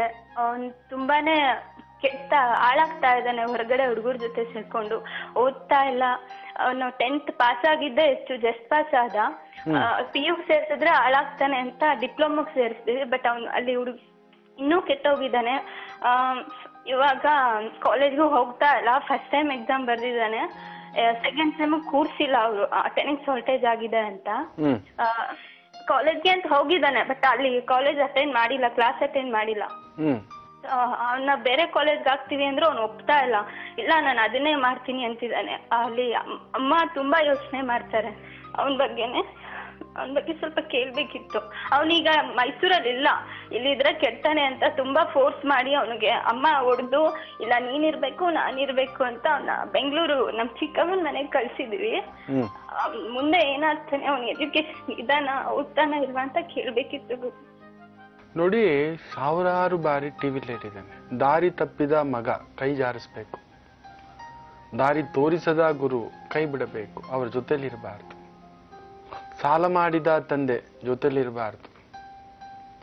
ಆತ್ಮೀಯನಲ್ಲದ ಸ್ನೇಹಿತ, ಗುರುಮಘಾತುಕತನ ಮಾಡಿದ ಸ್ನೇಹಿತ, ಬೆನ್ನಿಗೆ ಚೂರಿ ಹಾಕಿದ ಸ್ನೇಹಿತ ಕೈ ಬಿಡಬೇಕು. ಮಂತ್ರಿಯಾಗದ ಹೆಂಡತಿ ಕೈ ಬಿಟ್ಬಿಡ್ಬೇಕು. ಆಸರೆಯಾಗದ ಗಂಡ ಬಿಟ್ಬಿಡ್ಬೇಕು ಅವ್ರನ್ನ, ಅವನ ಜೊತೆಲಿ ಇರಬಾರ್ದು. ಅವ್ರು ನಮ್ಗೆಷ್ಟೇ ನಮ್ಮ ಮಗು ಆಗಿದ್ರು, ನಮ್ಮ ಅಣ್ಣ ಆಗಿದ್ರು, ನಮ್ಮ ತಮ್ಮ ಆಗಿದ್ರು, ನಮ್ಮ ಅಕ್ಕ ಆಗಿದ್ರು, ನಮ್ಮ ತಾಯಿ ಆಗಿದ್ರು, ನಮ್ಮ ತಂದೆ ಆಗಿದ್ರು, ಕೆಲವೊಂದು ಕರ್ತವ್ಯಗಳಿದೆ. ಆ ಕರ್ತವ್ಯಗಳಲ್ಲಿ ಏನಾದರೂ ಕುಂದು ಬಂದರೆ ಬಿಟ್ಬಿಡ್ಬೇಕು ಅವ್ರನ್ನ. ಅವನು ಬದಲಾಗ್ತಾನೆ, ಆದ್ರೆ ಸದ್ಯಕ್ಕಂತೂ ಅಲ್ಲ. ಅವನನ್ನು ದೂರ ಇಟ್ರೇನೆ ಸ್ವಲ್ಪ ಬದಲಾಗ್ತಕ್ಕಂಥ ಒಂದು ಭಾವ. ಅದರಲ್ಲೂ ಶನಿಕೇತು, ಅವನು ನೋಡಿ ಒಂದು ಮಾತಂತೂ ನೆನ್ಪಿಟ್ಕೊಳ್ಳಿ, ಈ ವಯಸ್ಸಿಗೆ he has all kind of habits. ಈ ಒಂದು 16-17 ವಯಸ್ಸಿಗೆನೆ is got every kind of, ಅವನಿಗೇನು ಗೊತ್ತಿಲ್ಲ ಅಂತ ಇಟ್ಕೊಳ್ಳಿ, ಎಲ್ಲ ಗೊತ್ತು. ಪರಮ ಸುಳ್ಳ, ಪರಮ ಕಳ್ಳ. ನಿಜವಾಗ್ಲೂ ಹೇಳ್ತೀನಿ, ನೇರವಾಗಿ ಹೇಳ್ತೀನಿ, ನೀವೇನ್ ಮಾಡಿದ್ರಿ ಎತ್ ಮಾಡಿದ್ರಿ ಅಂತೆಲ್ಲ ಮಾತಾಡ್ಬಿಡ್ತಾನೆ. ನಿಮ್ಮ ತಾಯಿಗೆ ಎದೆ ಮೇಲಿನ ಕಲ್ಲೇ ನಿಮ್ಮ ತಮ್ಮ, ಅದರಿಂದ ಅವನನ್ನ ಪರಿತ್ಯಜಿಸಿ ಅಂತಾನೆ ಹೇಳ್ತಾನೆ ನೇರವಾಗಿ. ಅದು ಕೆಲವೊಂದ್ ಸಮಯ ಒಂದು ಒಡವೆ ತಗೋತೀವಿ, ಅದನ್ನ ಕಾವಲು ಕಾಯ್ಲಿಕ್ಕಾಗ್ಲಿಲ್ಲ ಅಂದ್ರೆ ವಾಪಸ್ ಕೊಟ್ಟು ಬಿಡ್ತೇವೆ. ಅಯ್ಯೋ ನಮ್ಮ ಯೋಗ್ಯತೆ ಇಲ್ಲಪ್ಪ ಇದು ಅಂತ. ಹಾಗೆ ಕೆಲವು ಯೋಗ್ಯತೆ ಇಲ್ಲದ ಜಾತಕಗಳು ಮನೇಲಿ ಹುಟ್ಟುಬಿಟ್ಟಿರ್ತಾರೆ. ಸೊ ಅದನ್ನ ಇಟ್ಕೊಂಡು ಏನೋ ಮಾಡ್ಲಿಕ್ಕಾಗಲ್ಲ ತಾಯಿ, ಪರಿತ್ಯಜಿಸಿ ಬಿಡಿ, ನೀವೆಲ್ಲರೂ ನೆಮ್ಮದಿಯಾಗಿರ್ತಕ್ಕಂಥದ್ದು. ಆದರೂ ನಿಮ್ಮ ತಾಯಿಗೆ ಮಾತ್ರ ಒಂದು ಪರಿಹಾರ ಹೇಳಿರ್ತಾನೆ. ಪ್ರತಿ ಗುರುವಾರ ತಪ್ಪದೆ ರಾಘವೇಂದ್ರ ತೀರ್ಥರ ಆ ಒಂದು ಮಠ ಆಶ್ರಮಕ್ಕೆ ಹೋಗಿ ಆ ಸ್ವಾಮಿಗಳ ಆರಾಧನೆ ಮಾಡ್ತಾ ಬರ್ತಾ ಇರ್ಲಿಕ್ಕೆ ಹೇಳಿ, ಸ್ವಲ್ಪ ಮಟ್ಟಿಗೆ ಸಮಾಧಾನ ಆಗುತ್ತೆ. ಹೋಗ್ಬನ್ನಿ. ಚೈತ್ರ ಅವರೇ, ಧನ್ಯವಾದಗಳು ನಮ್ಮ ಕಾರ್ಯಕ್ರಮಕ್ಕೆ ಕರೆಯನ್ನ ಮಾಡಿದ್ದಕ್ಕಾಗಿ. ವೀಕ್ಷಕರೇ, ಮತ್ತೊಂದು ಕರೆ ಸಿದ್ಧವಾಗಿದೆ. ಹಲೋ ಹಲೋ, ನಮಸ್ತೆ, ಯಾರು ಮಾತಾಡ್ತಿರೋದು? ನಾನು ಪ್ರಸಾದ್, ಬೆಂಗಳೂರು ರಾಜಾಜಿನಗರಿಂದ. ಪ್ರಸಾದ್ ಅಂತನಾ? ಹೌದು. ಪ್ರಸಾದ್ ಅವರೇ, ಯಾರ ಬಗ್ಗೆ ಕೇಳ್ಬೇಕಿತ್ತು? ನನ್ನ ಬಗ್ಗೆನೆ. ಹುಟ್ಟಿದ ದಿನಾಂಕವನ್ನ ತಿಳಿಸಿ. 18/18 ಆಗಸ್ಟ್ 1964. ಸಮಯ 11:50 ನೈಟ್. 1ರಿಂದ 12 ಒಂದು ಸಂಖ್ಯೆಯನ್ನ ಹೇಳಿ ಪ್ರಸಾದ್ ಅವರೇ. 9. ಗುರೂಜಿ ಇದ್ದಾರೆ, ಮಾತಾಡಿ. ನಮಸ್ತೆ ಶಂಕರ. ನಮಸ್ಕಾರ. ತುಂಬಾ ಸಂತೋಷ ಸ್ವಾಮಿ ನಮ್ಮ ಹತ್ರ ಮಾತಾಡೋದ್ರಿಂದ. ತುಂಬಾ ದಿವಸದಿಂದ ಕಾಯ್ತಾ ಇದ್ದೀವಿ ನಾವು. ಆಗ್ಲಿ. ಗುರು ನೀಚ ನಿಮ್ಮ ಜಾತಕದಲ್ಲಿ, ಗುರು ನೀಚ ಅಂದ್ರೇನೆ ಒಂದೇ ಮಾತು, ಹಣಕಾಸು ಸಮಸ್ಯೆ, ಪುತ್ರ ಸಮಸ್ಯೆ, ಕುಟುಂಬ ಸಮಸ್ಯೆ, ಆರೋಗ್ಯ ಸಮಸ್ಯೆ, ಉದ್ಯೋಗ ಸಮಸ್ಯೆ, ಒಂಥರ ಕೌಟುಂಬಿಕ ಸಮಸ್ಯೆ, ಒಂಥರ ಎಲ್ಲೂ ಇಲ್ಲದಂತಹ ಭಾವಾರ್ಥದಲ್ಲಿ ಸುಮಾರು 12 ವರ್ಷದಿಂದಲೂ ನಲಗುತ್ತಿದ್ದೀರಾ ಅನ್ನತಕ್ಕಂಥದ್ದು ತೋರಿಸ್ತಿದೆ. ಹೌದೋ ಅಲ್ವೋ? ಹೌದು ಸ್ವಾಮಿ. ಸರಿ, ಆ ಗುರುದೋಷಕ್ಕೆ ಒಂದು ಪುಟ್ಟ ಪರಿಹಾರ ಹೇಳ್ತಾನೆ, ಅದನ್ನ ಮಾಡ್ತಕ್ಕಂಥದ್ದು ಮಾಡಿ. ಆದಷ್ಟು ಮನೆ ಹತ್ತಿರವೇ ಅರಳಿಕಟ್ಟೆ ಏನಾದ್ರೂ ಇತ್ತು ಅಂತ ಹೇಳಿದ್ರೆ, ನಿಮ್ಮ ಪತ್ನಿ ಕುಟುಂಬ ಸಮೇತ ಪ್ರತಿ ತಿಂಗಳು 4 ಸೋಮವಾರದಂದು ಬೆಳಿಗ್ಗೆ ಎದ್ದು ಹೋಗಿ ಅಲ್ಲಿ ಜೋಡಿ ಮಣ್ಣಿನ ದೀಪವನ್ನ ಹಚ್ಚತಕ್ಕಂಥದ್ದು. ಹಾಗೂ ಅವತ್ತು ಆ ದೀಪ ಹಚ್ಚಿದ ನಂತರ ಯಾವುದಾದ್ರೂ ಗೋವಿಗೆ ಹೋಗಿ ಒಂದು ಬೊಗಸೆ ಅಕ್ಕಿಯ ಜೊತೆಯಲ್ಲಿ ಸ್ವಲ್ಪ ಬೆಲ್ಲವನ್ನ ಕಲಸಿ, ಇಲ್ಲ ಅವಲಕ್ಕಿಯ ಜೊತೆಯಲ್ಲಿ ಬೆಲ್ಲವನ್ನ ಕಲಸಿ ತಿನ್ನಿಸ್ತಕ್ಕಂಥದ್ದು ಮಾಡಿ. ಮನೆಯಲ್ಲಿ ಒಂದು ಪುಟ್ಟ ಜೋಡಿ ಆನೆಗಳ ಚಿತ್ರವನ್ನ ಉತ್ತರದ ಗೋಡೆಗೆ ಹಾಕ್ತಕ್ಕಂಥದ್ದು ಮಾಡಿ, ಆ ಗೋವಿಗೆ ಮೇವು ತಿನ್ನಿಸಿದ ನಂತರ ಆಯಿತು ಅಂತ ಹೇಳಿದ್ರೆ 5 ಜನ ಹೆಣ್ಣು ಮಕ್ಕಳಿಗೆ ತಾಂಬೂಲದ ಸಮೇತ ಒಂದೊಂದು ತೆಂಗಿನಕಾಯಿನ ಕೊಡ್ತಾ ಬನ್ನಿ. ತುಂಬಾ ವಿಶೇಷ ಆಗುತ್ತೆ. ಯೋಚನೆ ಮಾಡಬೇಡಿ, ಹೋಗ್ಬನ್ನಿ. ಪ್ರಸಾದ್ ಅವರೇ, ಧನ್ಯವಾದಗಳು ನಮ್ಮ ಕಾರ್ಯಕ್ರಮಕ್ಕೆ ಕರೆಯನ್ನ ಮಾಡಿದ್ದಕ್ಕಾಗಿ. ವೀಕ್ಷಕರೇ, ಮತ್ತೊಂದು ಕರೆ ಸ್ವೀಕರಿಸೋಣ. ಹಲೋ ನಮಸ್ತೆ ಮೇಡಮ್. ನಮಸ್ತೆ, ಯಾರ್ ಮಾತಾಡ್ತಿರೋದು? ಮಂಜುಳಾ ಅಂತ ಮೇಡಮ್. ಮಂಜುಳಾ ಅವ್ರು ಎಲ್ಲಿಂದ ಕರೆ ಮಾಡ್ತಿದ್ದೀರಾಮ? ಬೆಂಗಳೂರಿಂದ, ವಿಜಯನಗರದಿಂದ ಮೇಡಮ್. ಹೌದಾ, ಯಾರ ಬಗ್ಗೆ ಕೇಳ್ಬೇಕಿತ್ತು ಮಾ? ಮೇಡಮ್ ನನ್ನ ಬಗ್ಗೆನೇ ಕೇಳ್ಬೇಕು. ಹುಟ್ಟಿದ ದಿನಾಂಕ? 17 11 11 ಹಾ 11 ಕೇಳಿಸ್ತು, ಹೇಳಿ. 76 ಸ್ವಲ್ಪ ಜೋರಾಗಿ ಮಾತಾಡ್ಬೇಕು. ಹುಟ್ಟಿದ ಸಮಯ? Madam 76 madam. ಹಾ ಸರಿಮಾ, ಹುಟ್ಟಿದ ಸಮಯ? ಸಮಯ 7ರಿಂದ 8 ಗಂಟೆ ಮೇಡಮ್. ಸಂಜೆನಮ್ಮ? ಬೆಳಗ್ಗೆ ಮೇಡಮ್. ಬೆಳಗ್ಗೆ. 1 ರಿಂದ 12 ಒಳಗೆ ಒಂದು ಸಂಖ್ಯೆಯನ್ನ ಹೇಳಿ ಮಂಜುಳಾ ಅವರೇ. 9. 9. ಗುರೂಜಿ ಇದ್ದಾರೆ, ಮಾತಾಡಿಮ್ಮ. ನಮಸ್ತೆ ಗುರುಜಿ. ನಮಸ್ತೆ ಶಂಕರ. ಕೋಟಿ ಕೋಟಿ ಧನ್ಯವಾದಗಳು ಸರ್, ನಿಮಗೆ ಮಾತಾಡಕ್ಕೆ ನಂಗೆ ಅವಕಾಶ ಮಾಡಿಕೊಟ್ಟಿದ್ದಕ್ಕೆ. ಇರ್ಲಿ ತಾಯಿ, ಇರ್ಲಿ. ಕಾರಕೂ ಕಾರಕ ಭಾವನಾಸ್ತಿ. ಒಂಟಿ ಗುರು ಇರಬಾರದು ಸಪ್ತಮದಲ್ಲಿ. ಅಲ್ಲಿ ಏನಾದ್ರೂ ಕುತ್ತು ಬರುವುದು. ಸಪ್ತಮ ಅಂದ್ರೆ ಪಾಲುದಾರಿಕೆ, ಆತ್ಮೀಯರು, ಸ್ನೇಹಿತರು, ಬಂಧು ಬಳಗ, ಅದೆಲ್ಲದಕ್ಕಿಂತಲೂ ಹೆಚ್ಚಾಗಿ ಒಬ್ಬ ವ್ಯಕ್ತಿಯ ಸಂಗಾತಿ ಅಂತ ಹೇಳ್ತೇವೆ. ಮದುವೆ ಮನೆ, ಹೆಣ್ಣಿಗೆ ಗಂಡನ ಮನೆ, ಹಾಗೂ ಒಂದು ಗಂಡಿಗೆ ಅದು ತನ್ನ ಸಂಗಾತಿಯ ಮನೆ ಅನ್ನತಕ್ಕಂಥದ್ದು. ನಿಮ್ಮ ಒಂದು ಜಾತಕದಲ್ಲಿ 7ನೇ ಮನೆಯಲ್ಲಿ ಒಂಟಿ ಗುರು. ಸೊ ಕನ್ಫರ್ಮ್ ದಾಂಪತ್ಯದಲ್ಲಿ ಕುತ್ತು ಅನ್ನೋದು ತೋರಿಸ್ತಿದೆ. ಹೌದೋ ಅಲ್ವೋ? ಹೌದು ಸರ್, ಆಗಿದೆ. ಒಂದ್ಸರಿ ನನ್ನ ಸೋದರತಿ ಮಾವನ ಜೊತೆ ಮದುವೆ ಆಗಿತ್ತು. ಅದೇ ಅಲ್ಲಿಂದ ಎಲ್ಲ ನಾನೇನು ತಪ್ಪು ಮಾಡಿರ್ಲಿಲ್ಲ. ಅವನು ನಮ್ಗೆ ಹೊಡೆದು ಎಲ್ಲ ಮಾಡಿ ಒಂದ್ ಮಗು ತೀರೋಯ್ತು ಸರ್ ಅದ್ರಲ್ಲಿ. ಆದ್ರೆ ಇವಾಗ ನಮ್ ಹೆಂಗೆ ಅಂತ ಅರ್ಥ ಆಗ್ತದೆ ನನ್ನ ಜೀವನದಲ್ಲಿ ಏನಾಗುತ್ತೆ ಅಂತ. ನೋವೇ ಪುಟ್ಟ, ನಾನು ನೇರವಾಗಿ ಹೇಳ್ತೀನಿ. ನೀವೇನು ಮಾಡಿದ್ರು ಕೂಡ ನೋಡಿ, ನಿಮ್ಮ ತಟ್ಟೆಯೇ ತೂತು. ನಿಮ್ಮ ತಟ್ಟೆಯೇ ತೂತು. ನೀವು ಏನು ಮಾಡಿದ್ರು ಕೂಡ, ಯಾರೇ ಅಡಿಗೆ ಮಾಡಿ ಬಡಿಸಿದ್ರು, ಇಲ್ಲ ನೀವೇ ಮಾಡಿ ಬಡಿಸ್ಕೊಂಡ್ರು, ಇಲ್ಲ ದೇವರೇ ತಗೊಬಂದು ಬಡಿಸಿದ್ರು, ಇಲ್ಲ ಗುರುಗಳೇ ತಗೊಬಂದು ಬಡಿಸಿದ್ರು ಕೂಡ ಅದು ತೂತಾದ ತಟ್ಟೆ ಸೋರತಕ್ಕಂಥದ್ದು. ಅದಕ್ಕೊಂದು ವ್ಯವಸ್ಥೆ ಮಾಡ್ಬೋದು. ಬೇಕಾದ್ರೆ ಒಂದು ಬಾಳೆ ಎಲೆ ಹಾಕಿ ಅದ್ರ ಮೇಲೆ ಊಟ ತಿನ್ಕೋಬೇಕೇ ವಿನಃ ಆ ತಟ್ಟೆಲೇ ತಿನ್ಬೇಕು ಅಂದ್ಕೊಂಡ್ರೆ ನಿಮಗೆ ಖಂಡಿತ ಇಲ್ಲ. ಸ್ವಲ್ಪ ಆಲ್ಟರ್ನೇಟಿವ್ ನೋಡ್ತಕ್ಕಂಥದ್ದು. ಇದು ಯಾವ ಮಟ್ಟಕ್ಕೆ ಅಂದ್ರೆ, ಬಿಟ್ಟು ಬಿಡೋಣವಾ ಅನ್ನೋದು ಒಂದು ಸಲಿ, ಕುಟುಂಬ ಸಮಾಜ ನೋಡ್ಕೊಂಡು ಗಾಬರಿ ಪಡೋದು ಇನ್ನೊಂದು ಸಲಿ, ಹೀಗೆ ಇರೋದಾ ಅನ್ನೋದು ಇನ್ನೊಂದು ಸಲಿ, ನನಗೆ ಯಾರೂ ಬೇಡ ಏನೂ ಬೇಡ ಎಲ್ಲಾದ್ರೂ ಹೊರಟೋಗೋಣ ಸತ್ತೋಗೋಣ ಅನ್ನತಕ್ಕಂಥದ್ದು ಇನ್ನೊಂದು ಸಲಿ. ಇದು ಹೆಚ್ಚು ಕಡಿಮೆ ಸುಮಾರು ನನ್ನ ಪ್ರಕಾರ 9 ವರ್ಷಗಳಿಂದಲೂ ನಡೀತಿರ್ತಕ್ಕಂಥ ಒಂದು ಸಮಸ್ಯೆ. ಕರೆಕ್ಟ್ ಆಗಿ ಹೇಳಿದ್ರಿ ಗುರುಜಿ, ಒಂದ್ ಪಾಯಿಂಟ್ ತಪ್ಪಿಲ್ಲ ಸರ್, ಕರೆಕ್ಟ್ ಆಗಿ ಹೇಳಿದ್ರಿ. ಆದ್ರೆ ಇವಾಗ ನಂದು ಹಿಂಗೆ ನಾನು ಇನ್ನೊಂದ್ ವಿಷಯ ಹೇಳ್ಕೋಬೇಕಂತೀನಿ ಗುರುಜಿ. ಹೇಳು ಪುಟ್ಟ. ತಪ್ಪಾದ್ರೆ ಕ್ಷಮಿಸಿ ಗುರುಜಿ. ನೋಡಿ, ಒಂದು ನೆನ್ಪಿಟ್ಕೊಳ್ಳಿ, ಒಂದೇ ಒಂದು ನೆನ್ಪಿಟ್ಕೋತಾಯಿ, ತಪ್ಪು ಮಾಡದ ವ್ಯಕ್ತಿ ಪ್ರಪಂಚದಲ್ಲಿ ಇಲ್ಲವೇ ಇಲ್ಲ. ತಪ್ಪು ಮಾಡದ್ದು ನೋಡಿ, ಅದ್ರ ಬಗ್ಗೆ ಯಾವತ್ತೂ ಲೇವಲೇಶ ಅನ್ಕೋಬೇಡಿ. ನೀವು ಯಾರು ತಪ್ಪು, ಆ ಭಗವಂತನೂ ಕೂಡ ತಪ್ಪು ಮಾಡಿದ್ದಾನೆ. ಅದಕ್ಕೆ ಶ್ರೀರಾಮಚಂದ್ರ ಕೃಷ್ಣನಾಗಿ ಹುಟ್ಟಿದ್ದು, ಆ ಶ್ರೀಕೃಷ್ಣ ಪರಮಾತ್ಮ ಶ್ರೀನಿವಾಸನಾಗಿ ಹುಟ್ಟಿದ್ದು. ಪ್ರತಿಯೊಬ್ಬರು ಒಂದು ತಪ್ಪು ಮಾಡೇ ಮಾಡಿಟ್ಟಿರ್ತಾರೆ. ಅದು ತಪ್ಪು ಅಂತ ನಿನ್ನ ಮನಸ್ಸಿಗೆ ಅನಿಸಿದೆಯಲ್ಲ, ಅದಕ್ಕಿಂತ ದೊಡ್ಡ ಪರಿಹಾರ ಇಲ್ಲ, ಅದಕ್ಕಿಂತ ದೊಡ್ಡ ಕ್ಷಮೆ ಇಲ್ಲ. ಆ ಮನಸ್ಸಾಕ್ಷಿಗಿಂತ ದೊಡ್ಡ ದೇವರಿಲ್ಲ ಅಂತ ಹೇಳ್ತಿರ್ತಾನೆ. ಅಯ್ಯೋ ನಾನು ತಪ್ಪು ಮಾಡದ್ನ, ಅಯ್ಯೋ ನನ್ನಿಂದ ಅನ್ನತಕ್ಕಂಥದ್ದು ಆ ಒಂದು ಭಾವ ಬಂದುಬಿಟ್ಟಿದ್ದಿಲ್ಲ, ಅದಕ್ಕಿಂತ ದೊಡ್ಡದಿಲ್ಲ. ಹೇಳಪ್ಪ. ನಂದು ಜೀವನದಲ್ಲಿ ಇನ್ನೊಬ್ಬರು ಚೆನ್ನಪ್ಪ ಅಂತಂದು ಬಂದಿದ್ದಾರೆ ಗುರುಜಿ. ಅವರು ನಂಗ ಸಂಬಂಧ ಇದೆ, ಆದ್ರೆ ನಮ್ಮನೇಲಿ ಅದು ಯಾವ್ದು ಒಪ್ಪಿಗೆ ಇಲ್ಲ ಗುರುಜಿ. ಅದಕ್ಕೆ ಅದು ಸರಿ ಹೋಗುತ್ತಾ ಏನು ಅಂತ ನಾ ಒಂದು ಹೇಳಪ್ಪ, ಇಲ್ಲಿ ತಪ್ಪು ಒಪ್ಪುಗಳ ಜಿಜ್ಞಾಸೆಗಿಂತಲೂ ಹಸುವೆ. ಯಾರೋ ಒಂದು ಪುಟ್ಟು ಬೊಗಸೆ ಪ್ರೀತಿ, ಸರಿಯೋ ತಪ್ಪೋ ತಗೋಬಿಟ್ಟಿದ್ದೀರಾ. ಆದರೆ ಧರ್ಮವೂ ಒಪ್ಪಲ್ಲ, ಕಾನೂನೂ ಒಪ್ಪಲ್ಲ. ಧರ್ಮ ಏನು ಹೇಳುತ್ತಂದ್ರೆ, ಒಂದು ಕುಟುಂಬದ ಹೆಣ್ಣು ಮಗಳಾಗಿ, ಒಂದು ಕುಟುಂಬದ ಯಜಮಾನಿಯಾಗಿ ನೀನು ಇನ್ನೊಬ್ಬರ ಮನೆಯ ಆ ಒಂದು ವಸ್ತುವನ್ನು ತೆಗೆದುಕೊಳ್ಳುವ ಅಧಿಕಾರ ಇಲ್ಲ ಅನ್ನುತ್ತೆ. ನ್ಯಾಯವೂ ಅದೇ ಹೇಳುತ್ತೆ. ಆರ್ ಯು ಡೈವರ್ಸ್ಡ್ ಅಂತ ಕೇಳುತ್ತೆ. ಸೊ ಈ ಎರಡರ ಒಂದು ಮನುಷ್ಯ ಸಂಬಂಧಗಳು ಎತ್ಕೊಂಡಾಗ ಅದು ತಪ್ಪು ಅನ್ನತಕ್ಕಂಥದ್ದೇ ಆಗಿಬಿಡುತ್ತೆ. ತಾಯಿ, ಮೊದಲು ಇರುವ ಸಮಸ್ಯೆಯಿಂದ ಹೊರಗಡೆ ಬರಲಿಕ್ಕೆ ಪ್ರಯತ್ನ ಮಾಡಿ. ಕುಟುಂಬ ನಿಮಗೋಸ್ಕರ ಬದುಕಿ, ನಾನು ಯಾವಾಗಲೂ ಹೇಳ್ತಿರ್ತಾನೆ.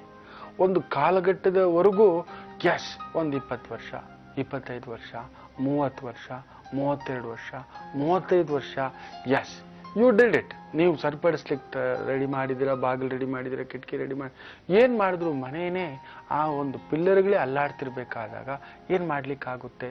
ಮೊದಲು ಇದನ್ನ ಬಿಡಿಸ್ಕೊಳ್ಳೋಕೆ ನೋಡಿ. ಇರುವ ಮೊದಲ ಸಂಬಂಧ, ಆ ಕುಟುಂಬ ಸಂಬಂಧ ನನಗಾಗ್ತಿಲ್ಲಪ್ಪ, ನನ್ನ ಪಾಡಿಗೆ ನನ್ನ ಬಿಡಿ. ಸೊ ಲೆಟ್ ಇಸ್ ಆ ಒಂದು ಅಂಡರ್ಸ್ಟ್ಯಾಂಡಿಂಗ್ನಲ್ಲಿ ಬಂದ್ಬಿಡಿ. ಯಾಕೆಂದರೆ ನಾಳೆ ಸಮಾಜ ಒಂದು ಪ್ರಶ್ನೆ ಕೇಳುತ್ತೆ ನಿಮ್ಮನ್ನು, ಏನಮ್ಮ ನೀನು ಮಾಡ್ತಿರೋದು ಸರಿಯಾ ಅಂತ. ಎರಡೂ ತಟ್ಟೆಲಿ ತಿನ್ನಬಾರ್ದು, ಎರಡೂ ದೋಣಿನಲ್ಲಿ ಕಾಲಿಡಬಾರ್ದು ತಾಯಿ. ಹೆಣ್ಣಾಗಿ, ಅಮ್ಮನಾಗಿ, ಅಕ್ಕನಾಗಿ, ಸಹೋದರಿಯಾಗಿ ನೋಡ್ತಕ್ಕಂಥ ನಮ್ಮ ಭಾರತೀಯ ಸಂಪ್ರದಾಯ, ವೆಸ್ಟರ್ನ್ ಸಂಪ್ರದಾಯ ಅಲ್ಲ, ಭಾರತೀಯ ಸಂಪ್ರದಾಯ. ನೋಡೋದೇ ಒಂದು ಅಮ್ಮನಾಗಿ. ನಾಳೆ ಒಂದು ಮಗು ಆಯಿತು, ನನ್ನಮ್ಮ ಹೇಗೇನಾ ಅಂತ ಕೇಳ್ತು, ನನ್ನಮ್ಮ ಹೇಗೆ ಮಾಡಿತ್ತಾ, ಏನು ಹೇಳ್ತಿ? ಎಲ್ಲೋ ನಿನ್ನ ಸ್ನೇಹಿತರು ಏನೋ ಪುಟ್ಟ ಅಂತ ಕೇಳಿದ್ರೆ ಏನು ಹೇಳ್ತಿ? ಎಲ್ಲೋ ನಿನ್ನ ಒಬ್ಬ ಅಕ್ಕ ತಂಗಿನೇ, ಏನಮ್ಮ ನಿಮ್ಮ ತಂಗಿ ಹೀಗೆ ಅಂತ ಹೇಳಿದಾಗ ಅವಳೆಲ್ಲೋ ಒಂದು ತಲೆ ಬಗ್ಗಿಸ್ತಕ್ಕಂಥ ಭಾವ. ಏನು ಮಾಡಿ ಎಲ್ಲೋ ಇಷ್ಟಪಟ್ಟಿದ್ರೆ, ಎಸ್ ನಿಮ್ಮ ಜಾತಕದಲ್ಲೇ ಇದೆ, ನಿಮಗೆ ಇನ್ನೊಬ್ಬರು ಬರಬೇಕೆನ್ನುವುದು ಇದೆ. ಆ ಮೊದಲನೆಯದನ್ನು ಮೊದಲು ಇತ್ಯರ್ಥಪಡಿಸ್ಕೊಳ್ಳಿ. ಎಸ್ ಡನ್, ಆ ಬೀಗ ಹಾಕಿದರೆ ತಗೋಪ್ಪ ಬೀಗ, ನನಗೆ ಸಾಕು ಅಂತ ಇವ್ರ ಹತ್ರನೂ ಮಾತಾಡಿ, ನೋಡಪ್ಪ ಇಷ್ಟೆಲ್ಲ ಮಾಡಿ ಬೀಗ ಹಾಕಿ ಬರ್ತಿದ್ದಾನೆ, ಆಗುತ್ತಾ? ನಿಜವಾದ ಮಾತು. ಯಾಕೆಂದರೆ ನಿನಗೆ ತಪ್ಪು ತಿಳ್ಕೋಬೇಡಿ, ಗಂಡನಿಗಿಂತ ಗಂಡಸರು ಒಬ್ಬರಲ್ಲ ಇಬ್ಬರಲ್ಲ ತುಂಬಾ ಜನ ಮೇಲ್ಬಿದ್ದು ಮಾತಾಡಿಸ್ತಾರೋ ತಾಯಿ, ಹೌದು ಅಲ್ವೋ? ಹೌದ್ರಿ ಗುರುಜಿ. ಅದಕ್ಕೋಸ್ಕರಮ್ಮ ಗೊತ್ತಾಗಲ್ಲ, ಯಾರು ಚೆನ್ನಾಗಿ ಮಾತಾಡಿಸಿದ್ರು ಅವ್ರು ಒಳ್ಳೆಯವ್ರು ಅನ್ಕೋಬಿಡ್ತೀಯೋ ಬೊಗ್ಸೆ ತಾಯಿ. ನನ್ನ ಮಾತು ಕೇಳು, ಗೊತ್ತಾಗುತ್ತೆ. ಅದರಿಂದ ಮಾತಾಡಿ ಆ ಒಂದು ಎಸ್, ಆ ವ್ಯಕ್ತಿ ನನ್ನ ಜೀವನದಲ್ಲಿ ಕೊನೆಯವರೆಗೂ ಇರ್ತಾನೆ. ಪ್ರತಿಯೊಬ್ಬರು ಬಯಸೋದು ಅಷ್ಟೇ, ಒಂದು ಹೆಣ್ಣು ಬಯಸೋದೇ ಆಕೆ ಬಂದು ಬಳ್ಳಿ ತಾಯಿ, ಆಕೆ ಹುಡುಕೋದು ಒಂದು ಮರವನ್ನ, ತನ್ನ ಆಸರೆನಷ್ಟೇ, ಇನ್ನೇನೂ ಅಲ್ಲ. ನೀನು ತಪ್ಪಲ್ಲ. ಅದರಿಂದ ಮನಸ್ಸಿಂದ ತೆಗಿ. ಮನೇಲಿ ಊಟ ಇರಲಿಲ್ಲ, ಯಾರೋ ಒಂದು ಬೊಗಸೆ ದೇವ್ರ ಪ್ರಸಾದ ಕೊಟ್ಟ, ಅದು ಪ್ರಸಾದನೇ ಶ್ರೇಷ್ಠವಾಗಿದ್ದು ಅಂತ ನಿಂತ್ಕೊಬಿಟ್ಟಿದ್ಯಾ ಅಷ್ಟೇ. ನೀನು ತಪ್ಪಲ್ಲ, ಅದನ್ನ ಮನಸ್ಸಿಂದ ತೆಗಿ, ಹೋಗು, ಒಳ್ಳೇದಾಗುತ್ತೆ. ಯೋಚನೆ ಮಾಡಬೇಡಿ. ಮುಂದಿನ ಭಾಗಗಳಲ್ಲಿ ಒಂದು ವಿಶೇಷವಾದಂಥ ಗೋಪದ್ಮವ್ರತ ಅಂತ ಹೇಳ್ಕೊಡ್ತೇನೆ. ಅದೆಂಥ ಹೆಣ್ಣುಮಕ್ಳಿಗೂ ಈ ಆಷಾಢ ಮಾಸದಲ್ಲಿ ಮಾಡತಕ್ಕಂಥ ಈ ಪೂಜೆ ದೋಷವನ್ನ ತೆಗೆದಾಕ್ತಕ್ಕಂಥದ್ದಾಗುತ್ತೆ, ಒಳ್ಳೇದಾಗುತ್ತೆ. ಹೋಗ್ಬನ್ನಿ. ನಮಸ್ತೆ, ಯಾರು ಮಾತಾಡ್ತಿರೋದು? ನಾವು ಕೊಟ್ಟೂರಿಂದ ಸುನೀತಾ ಅಂತ ಹೇಳಿ. ಸುನೀತಾ ಅವ್ರೆ, ಯಾರ ಬಗ್ಗೆ ಕೇಳ್ಬೇಕಿತ್ಮಾ? ನಮ್ಮ ಯಜಮಾನ್ರ ಬಗ್ಗೆ ಕೇಳ್ಬೇಕಿತ್ತು. ಅವ್ರ ಹೆಸರು ವಿವೇಕಾನಂದ ಅಂತ ಹೇಳಿ. ಹುಟ್ಟಿದ ದಿನಾಂಕ 18/10/1968. ಸಮಯ ಆಮೇಲೆ ಇದು ಹುಟ್ಟಿದ ವಾರ ಅದು ಯಾವ್ದು ಗೊತ್ತಿಲ್ಲಂತೆ. ಹೌದಾ? 1 ರಿಂದ 12 ಒಂದು ಸಂಖ್ಯೆಯನ್ನ ಹೇಳಿಮಾ. 6. ಗುರೂಜಿ ಇದ್ದಾರೆ, ಮಾತಾಡಿ ಸುನೀತಾ ಅವ್ರೆ. ನಮಸ್ತೆ ಶಂಕರ. ನಮಸ್ತೆ ಗುರುಜಿ, ಕೋಟಿ ಕೋಟಿ ಪ್ರಣಾಮಗಳು ಗುರುಜಿ. ಯಾಕವ್ವ, ಯಾಕೋ ತಾಯಿ, ಏನಾಗ್ಬಿಡ್ತಮ್ಮ? ನನಗೆ ಮಾತಾಡೋಕೆ ಆಗ್ತಾ ಇಲ್ಲ ಗುರುಜಿ, ಬಹಳ ಸಂತೋಷ ಆಗ್ತದೆ. ನಿಮ್ಮ ಕೂಡ ಮಾತಾಡಿದ ತಂದೆ ಜೊತೆ ಮಾತಾಡೋದಷ್ಟೇ ನನಗೆ ಸಂತೋಷ ಆಗ್ತಾ ಇದೆ. ನಿಮ್ಮ ತಂದೆ ಹತ್ರನೇ ಚೆನ್ನಾಗಿ ಮಾತಾಡಿರಲ್ಲ, ಇನ್ನು ನನ್ನ ಹತ್ರ ಬೇರೆಯೋ? ನೀವೇ ಆತರ ಅಂತ ತಿಳ್ಕೊಂಡು ನಿಮಗೆ ಕಾಗ್ದ ಬರ್ದಿಲ್ಲ ಗುರುಜಿ ನಾನು. ಸರಿ ಸರಿ ಇರ್ಲಿ, ಏನ್ ಕೇಳ್ಬೇಕು ಅಂತಿದ್ರೆ ಕೇಳಿ. ಯಾಕಂದ್ರೆ ಈ ಜಾತಕದಲ್ಲಿ ರಾಹುಗ್ರಸ್ತ ಶನಿ, ಪೂರ್ಣ ಕಾಲಸರ್ಪ ದೋಷ. ವಿವೇಕಾನಂದರಿಗೆ ವಿವೇಕವಿಲ್ಲ ಅಷ್ಟೇ, ವಿವೇಕವಿದ್ದರೂ ಪ್ರಯೋಜನವಿಲ್ಲ. ಹೌದು ಸ್ವಾಮೀಜಿ, ನಾವು ಯಾವ್ದೇ ಕೆಲಸ ಮಾಡಿದ್ರು ಅರ್ಧಂಬರ್ಧ ಮಾಡ್ಬಿಡ್ತೀವಿ ಗುರುಜಿ. ಎಷ್ಟು ನಾವು ಪ್ರಯತ್ನ ಪಟ್ಟರು ನಾವ್ ಯಾರಿಗೆ ಬಯಸಿಲ್ಲ. ಪ್ರಪಂಚದಲ್ಲಿ ಯಾರು ಯಾವ ಕಾರ್ಯವನ್ನು ಪೂರ್ಣವಾಗಿ ಮಾಡಲು ಆಗುವುದಿಲ್ಲ, ಆಗಿಯೂ ಇಲ್ಲ. ಹೌದು ಗುರುಜಿ. ಈ ರಾಹುಗ್ರಸ್ತ ಶನಿಯ ದೋಷವಿರುವುದರಿಂದ ತಪ್ಪದೆ ಏನ್ ಮಾಡಿ ಅಂದ್ರೆ, ನಿಮ್ಮ ಯಜಮಾನರು ನೀವು ಇಬ್ಬರು ಪ್ರತಿ ತಿಂಗಳು ಶನಿವಾರಗಳಂದು ಒಂದು ಬಟ್ಟಲು ಎಳ್ಳೆಣ್ಣೆಯನ್ನ ತಗೊಂಡೋಗಿ ಹನುಮಂತನ ದೇವಸ್ಥಾನದಲ್ಲಿ ದೀಪಕ್ಕೆ ಹಚ್ಚಿ, ಹಾಗೆ ಒಂದು ಕಪ್ಪು ಬಟ್ಟೆ ತಗೊಬಂದು, ಕಪ್ಪು ಒಂದು ಕಾಟನ್ ಬಟ್ಟೆ, ಒಂದು 800 ಗ್ರಾಮ್ ಎಳ್ಳು ತಗೊಬಂದು ಪುಟ್ ಪುಟ್ಟದಾಗಿ 8 ಎಳ್ಳಿನ ಆ ಒಂದು ದೀಪದ ತರ ಕಟ್ಕೋಬೇಕು, ಚಿಕ್ಕದಾಗಿ ಕಪ್ಪು ದಾರದಲ್ಲಿ ಇಷ್ಟಿಷ್ಟೇ. ಆ ಒಂದು ಜೋಡಿ ಮಣ್ಣಿನ ದೀಪವನ್ನು ತಗೊಂಡು ಅದರಲ್ಲಿ ಎಳ್ಳೆಣ್ಣೆ ಹಾಕಿ ಆವತ್ತು ಹಚ್ತಾ ಬರ್ತಕ್ಕಂಥದ್ದು ಮಾಡಬೇಕು. ಆ 800 ಗ್ರಾಮ್ ಎಳ್ಳು ಖಾಲಿ ಆಗಬೇಕು. ಅಷ್ಟರಲ್ಲಿ ನೋಡಿ, ಪ್ರತಿ ಶನಿವಾರ 2 ದೀಪ ಹಚ್ತಾ ಬರ್ತಕ್ಕಂಥದ್ದು ಮಾಡ್ತಾ ಬರಬೇಕು. ಹನುಮಂತರ ದೇವಸ್ಥಾನದಲ್ಲಿ ಆ ಎಳ್ಳಿನ ದೀಪವನ್ನು, ಎಳ್ಳು ಒಂದು 800 ಗ್ರಾಮ್ ತಗೊಬಂದು ಒಂದು ಕಪ್ಪು ಬಟ್ಟೆಯಲ್ಲಿ ಚಿಕ್ಕ ಚಿಕ್ಕ ದೀಪಗಳಿಗೆ ಬೇಕಾಗುವಷ್ಟು ಇಷ್ಟು ಅಗಲದ ಒಂದು ಬಟ್ಟೆಯನ್ನು ಕತ್ತರಿಸ್ಕೊಳ್ತಕ್ಕಂಥದ್ದು, ಒಂದು ಅರ್ಧ ಸ್ಪೂನ್ ಅಷ್ಟು ಆ ಎಳ್ಳು ಹಾಕೋದು, ಕಪ್ಪು ದಾರದಲ್ಲಿ ಕಟ್ಟಿ ಆ ಮಣ್ಣಿನ ದೀಪದಲ್ಲಿ ಅದನ್ನು ಇಟ್ಟು ಸ್ವಲ್ಪ ಎಣ್ಣೆ ಹಾಕಿ, ಇಲ್ಲಾಂದರೆ ತುಪ್ಪ ಹಾಕಿ, ಎಳ್ಳೆಣ್ಣೆ ಹಾಕಿದ್ರೆ ಶ್ರೇಷ್ಠ, ಹಾಕಿಬಿಟ್ಟು ತಗೊಂಡು ಹೋಗಿ ಅದನ್ನು ಹನುಮಂತರ ದೇವಸ್ಥಾನದಲ್ಲಿ ಸಂಜೆ ಹೊತ್ತು ಸಾಯಂಕಾಲದಲ್ಲಿ ಹಸ್ತ ಬರ್ತಕ್ಕಂಥದ್ದು ಮಾಡಿ ನೋಡಿ. ಆ 800 ಗ್ರಾಮ್ ಎಳ್ಳು ಖಾಲಿ ಆಗ್ತಾ ಆಗ್ತಾ ಆಗ್ತಾ ಆಗ್ತಾ ನಿಮ್ಮ ಸಮಸ್ಯೆಗಳು ಕೂಡ ಕಡಿಮೆ ಆಗ್ತಕ್ಕಂಥದ್ದಾಗುತ್ತೆ. ನೆಮ್ಮದಿಯಾಗಿರ್ತೀರಾ. ಹೋಗಿ ಬಂದಿದ್ದಾರೆ. ಸುನೀತಾ ಅವರೇ, ಧನ್ಯವಾದಗಳು ನಮ್ಮ ಕಾರ್ಯಕ್ರಮಕ್ಕೆ ಕರೆಯನ್ನ ಮಾಡಿದ್ದಕ್ಕಾಗಿ. ಗುರುಜಿ, ಈಗ ರುದ್ರಾಕ್ಷಿ ಕುರಿತಾಗಿ ತಿಳಿಸ್ತಿರೋ ಅಥವಾ ಶುಭಂ ವಾಸ್ತುವಿನ ಕುರಿತಾಗಿ ಹೇಳ್ತಿರೋ ಗುರುಜಿ? ಖಂಡಿತ ರುದ್ರಾಕ್ಷಿಯ ಬಗ್ಗೆ ಹೇಳ್ತಾರೆ. ತುಂಬ ವಿಶೇಷವಾಗಿ 3 ಮುಖ ರುದ್ರಾಕ್ಷಿ, ಬ್ರಹ್ಮ, ವಿಷ್ಣು, ಮಹೇಶ್ವರ ಈ ಮೂವರು ಹೇಗೆ ಇದರಲ್ಲಿದ್ದಾರೋ, ಲಕ್ಷ್ಮಿ, ಸರಸ್ವತಿ, ದುರ್ಗೆ, ಪಾರ್ವತಿ ಕೂಡ ಈ ಒಂದು 3 ಮುಖ ರುದ್ರಾಕ್ಷಿಯಲ್ಲಿ ಇದ್ದಾರೆ ಅನ್ನತಕ್ಕಂಥ ಒಂದು ಮಾತು. ಸಾಮಾನ್ಯವಾಗಿ ಈ ಒಂದು 3 ಮುಖ ರುದ್ರಾಕ್ಷಿಯನ್ನ ವಿಶೇಷವಾಗಿ ಗಂಗಾದ್ವಾರದಲ್ಲಿ ಏನಾದರೂ ಹಾಕಿದ್ರೆ ಈ 3 ಮುಖ ರುದ್ರಾಕ್ಷಿ 3 ರುದ್ರಾಕ್ಷಿ ಆಗುತ್ತೆ ಅನ್ನತಕ್ಕಂಥ ಒಂದು ವೈಚಿತ್ರವನ್ನ ಕೇಳಿದ್ದೇವೆ. ಅಂದ್ರೆ 3 ಮುಖ ಹೇಗಿದೆಯೋ ಇದನ್ನು ಹಾಕಿದ್ರೆ 3 ಆಗಿಬಿಡುತ್ತಂತೆ. ಗಂಗಾದ್ವಾರ ಅಂದ್ರೆ ಎಲ್ಲಿ? ಹರಿದ್ವಾರದಲ್ಲಿ ಆ ಒಂದು ಶಂತನುವಿನ ಒಂದು ವಿಶೇಷವಾಗಿ ಮಹಾಭಾರತದಲ್ಲಿ ಬರತಕ್ಕಂಥ ಆ ಚಕ್ರವರ್ತಿ ಬಂದು ದೇವಲೋಕದ ಗಂಗೆಯನ್ನ ಮದುವೆಯಾಗಿರ್ತಕ್ಕಂಥ ಸ್ಥಳ ಅಂತಕ್ಕಂಥ ಮಾತು ಹೇಳ್ತಾರೆ. ಅಷ್ಟವಸುಗಳು ಜನಿಸಿದಂಥ ಜಾಗ ಅನ್ನತಕ್ಕಂಥದ್ದು ಹೇಳ್ತಾರೆ. ಸಾಕ್ಷಾತ್ ಭೀಷ್ಮಾಚಾರ್ಯರು ಆ ಪರಶುರಾಮರಿಂದ ಬಿಲ್ವಿದ್ಯೆಯನ್ನ ಕಲಿತಂತಹ ಸ್ಥಳ ಅನ್ನತಕ್ಕಂಥ ಮಾತು ಕೂಡ ಹೇಳ್ತಾರೆ. ನೋಡಿ, ಈ ಒಂದು 3 ಮುಖ ರುದ್ರಾಕ್ಷಿಯಲ್ಲಿ ಮೊದಲನೇ ಮುಖವನ್ನ ಅಹವನೀಯ ಅನ್ನತಕ್ಕಂಥ ಮಾತು ಹೇಳ್ತಾರೆ. 2ನೆಯ ಮುಖವನ್ನ ದಕ್ಷಿಣಾಗ್ನಿ ಅನ್ನತಕ್ಕಂಥ ಮಾತಿಂದ ಕರೀತಾರೆ. 3ನೆಯ ಮುಖವನ್ನ ಗಾರ್ಹ್ಯಪತ್ಯ ಅನ್ನತಕ್ಕಂಥ ಮಾತಿಂದ ಕರೀತಾರೆ. ಸಾಮಾನ್ಯವಾಗಿ ಈ ರುದ್ರಾಕ್ಷಿಯನ್ನ ಶಕ್ತಿ ರುದ್ರಾಕ್ಷಿ ಅನ್ನತಕ್ಕಂಥ ಮಾತಿಂದ ಕೂಡ ಕರೀತಕ್ಕಂಥದ್ದು. ವಿಶೇಷವಾಗಿ ಶಾಕ್ತೇಯರು ಅಂದ್ರೆ ಶಕ್ತಿ ದೇವತೆಯ ಪೂಜೆ ಮಾಡತಕ್ಕಂಥವರು ಇದನ್ನ ತ್ರಿಶಕ್ತಿ ರುದ್ರಾಕ್ಷಿ ಅನ್ನತಕ್ಕಂಥ ಮಾತು ಇಂದ ಕರೀತಕ್ಕಂಥದ್ದು. ಶಾಕ್ತೇಯರು ಸಾಮಾನ್ಯವಾಗಿ ಎಲ್ಲ ಕಡೆ ಇರೋದಿಲ್ಲ, ತುಂಬಾ ಅಪರೂಪ. ಅಸ್ಸಾಂ ಹತ್ರ ಇರತಕ್ಕಂಥ ಗುವಾಹಟಿಯಲ್ಲಿ ವಿಶೇಷವಾಗಿ ಕಾಮಾಖ್ಯ ದೇವಾಲಯದಲ್ಲಿ ಅವರು ಸಿಗ್ತಾರೆ ಅನ್ನತಕ್ಕಂಥ ಮಾತು. ಈ ಒಂದು ಶಕ್ತಿ ದೇವತೆಯನ್ನು ಪೂಜೆ ಮಾಡತಕ್ಕಂಥ ಶಾಕ್ತೇಯರು ಅವರು ಇದನ್ನು ಸಾಮಾನ್ಯವಾಗಿ ಹೆಚ್ಚಾಗಿ ಈ ಒಂದು ದೇವಿ ರಹಸ್ಯವನ್ನ ಅರಿಯಲು, ಆ ಲಲಿತಾ ರಹಸ್ಯವನ್ನ ಅರಿಯಲು, ಲಲಿತಾ ಶಕ್ತಿಯನ್ನ ಪಡೆಯಲು, ಆ ಶಕ್ತಿ ದೇವತೆಯ ಶಕ್ತಿಯನ್ನ ಪಡೆಯಲು ಹೆಚ್ಚಾಗಿ ಬಳಸ್ತಕ್ಕಂಥದ್ದು. ಮಾಂತ್ರಿಕರು, ತಾಂತ್ರಿಕರು ಅಗಣಿತ ಸಂಪತ್ತನ್ನ, ವಿದ್ಯಾ ಸಂಪತ್ತನ್ನ ಪಡೆಯತಕ್ಕಂಥವರು, ಜ್ಞಾನ ಭಂಡಾರವನ್ನ ಪಡೆಯಲು ಈ ಒಂದು 3 ಮುಖ ರುದ್ರಾಕ್ಷಿಯನ್ನ ಅತ್ಯಂತ ಹೆಚ್ಚಾಗಿ ಬಳಸ್ತಕ್ಕಂಥದ್ದು. ಈ ಒಂದು 3 ಮುಖ ರುದ್ರಾಕ್ಷಿಯಲ್ಲಿ ಒಂದು ವಿಶೇಷ ಇದೆ.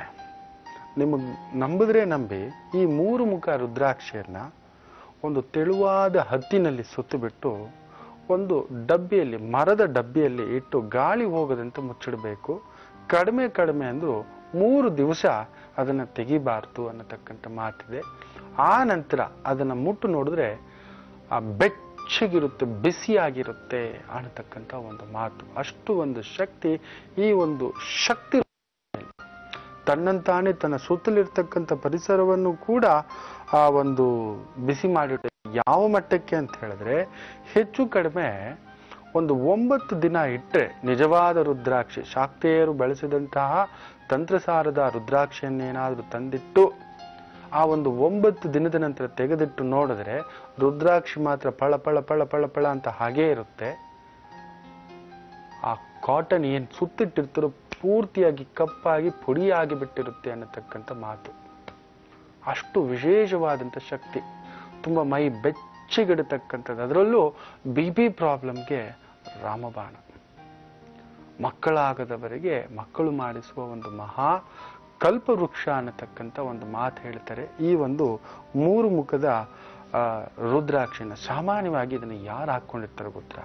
ಅಘೋರಿಗಳು ಹಾಕ್ಕೊಂಡಿರ್ತಾರೆ, ನಾಗಾಬಾಬಾಗಳು ಹಾಕ್ಕೊಂಡಿರ್ತಾರೆ, ಶಿವ ಸಾಧಕರು ಹಾಕ್ಕೊಂಡಿರ್ತಾರೆ, ಮಂತ್ರವಾದಿಗಳು ಹಾಕಿರ್ತಾರೆ, ತಂತ್ರಿಗಳು ಹಾಕಿರ್ತಾರೆ, ಶಿವ ಸಾಧಕರು, ಶಾಕ್ತೇಯರು ಹಾಕಿಕೊಂಡಿರ್ತಕ್ಕಂಥದ್ದು. ಮಣಿ ವಿದ್ಯಾವಂತರು, ರಸವಿದ್ಯಾವಂತರು ಹಾಕಿಕೊಳ್ಳತಕ್ಕಂಥ ಏಕೈಕ ಮಣಿಯದು. ತುಂಬಾ ಅಪರೂಪ. ಸರಿಯಾದ ಒಂದು 3 ಮುಖದ ರುದ್ರಾಕ್ಷ ಸಿಕ್ಕಿಬಿಡ್ತು ಅಂದ್ರೆ ಅವನು ಪರಶಿವನೇ, ಸಾಕ್ಷಾತ್ ಪರಶಿವನಾಗಬಿಡುತ್ತಾನೆ.